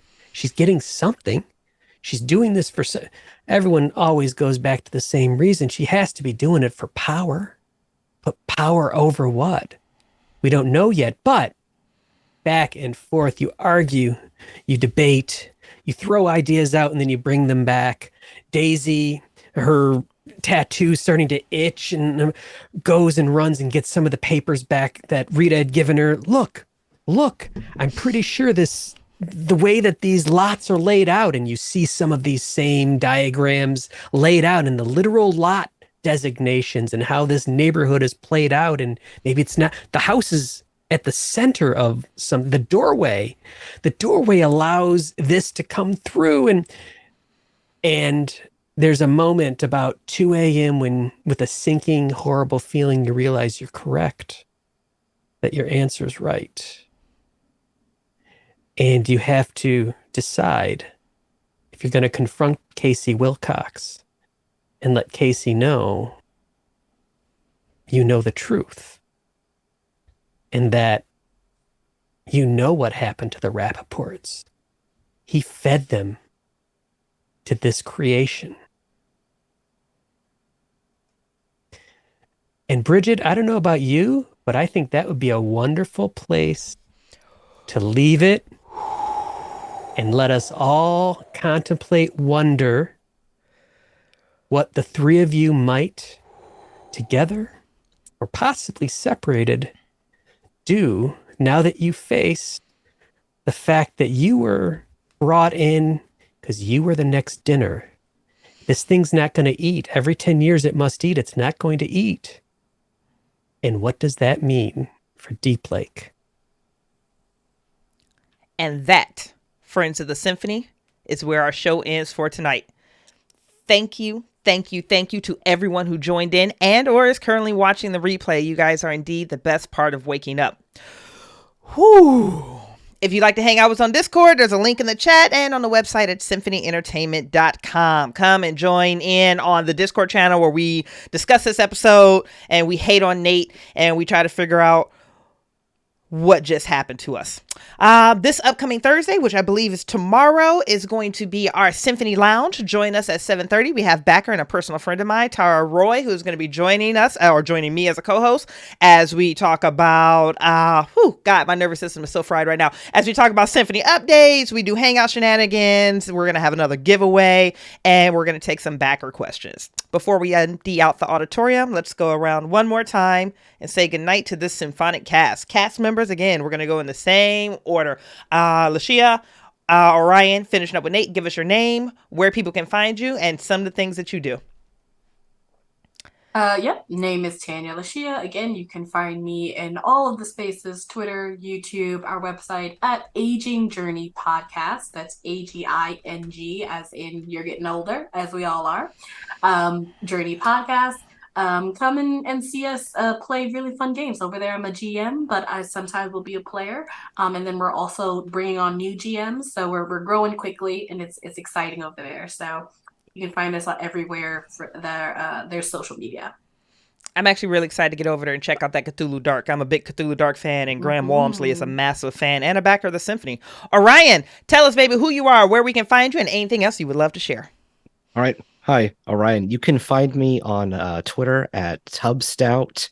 I don't really do a lot of other stuff online, but you can listen to me voicing a character in Alex Shaw's New Century Multiverse. And your friend Nate, thank you so much for stepping up to run this game. Thank you so much for putting on an absolutely spectacular experience. I cannot wait for this talk back just so I can swoon all over on you, and it'd be the only nice thing I say about you in 2023. Tell us, baby, who you are, where we can find you, and the things you do. I'm going to record all of that, and I'm going to play it back to you every New Year's Eve. I am your friend Nate. You can find me all over the place in these horror Discord, Symphony, Old Ways, Good Friends. I play Elliot Winters, Special Agent Elliot Winters, on the Old Ways Impossible Landscapes campaign. You can check me out there. We're having a lot of fun, a lot of terror, and some other pieces on the Old Ways with the cast. And I will be streaming with on Wasabi Burger House with Wasabi this Saturday. I should check this, right? This Saturday, we're doing some Trophy Dark, so that'll be fun as well. So check that out. Bridgett, this is the first time it's, and a Gauntlet, Jason Cordova connection there too. It's all one big family. Maybe these are just the places where I find my best gaming life. So, Bridgett, thank you so much for letting me run this. This is my first stream that I actually ran a game on. This is like my third stream. I'm usually recording, so it was a great experience. And man, Mackenzie, Brandon, Daisy, I only talk in character for a bit. This was great. It was so fun. It was so terrible. You were outstanding, wonderful. Man, a dream table. So thank you all for this. Thank you. It was Guys, an absolute blast. Oh, before I do the final little line, just as a heads up, this all happened in the chat, Nate, so you're just aware. You're coming back onto the Symphony in 2024 to run a campaign of public access. And right now, Miranda and Tiffany and I are playing. You can get another cast member if you want, but the three of us have already confirmed. Who? Miranda? Uh-huh. Yeah, Tiffany. And then myself. No, it's too late. See the balloons. See, it's gonna happen. We're celebrating. I couldn't think of a better 2024 gift. That's a hell of a table right there. That's a hell of a table. We decided all in chat while you were running this game. Things are gonna happen. Symphony, you guys are literally the best part of waking up. We hope you've enjoyed us, and we look forward to seeing you guys again soon. Have an absolutely wonderful night. Bye, guys.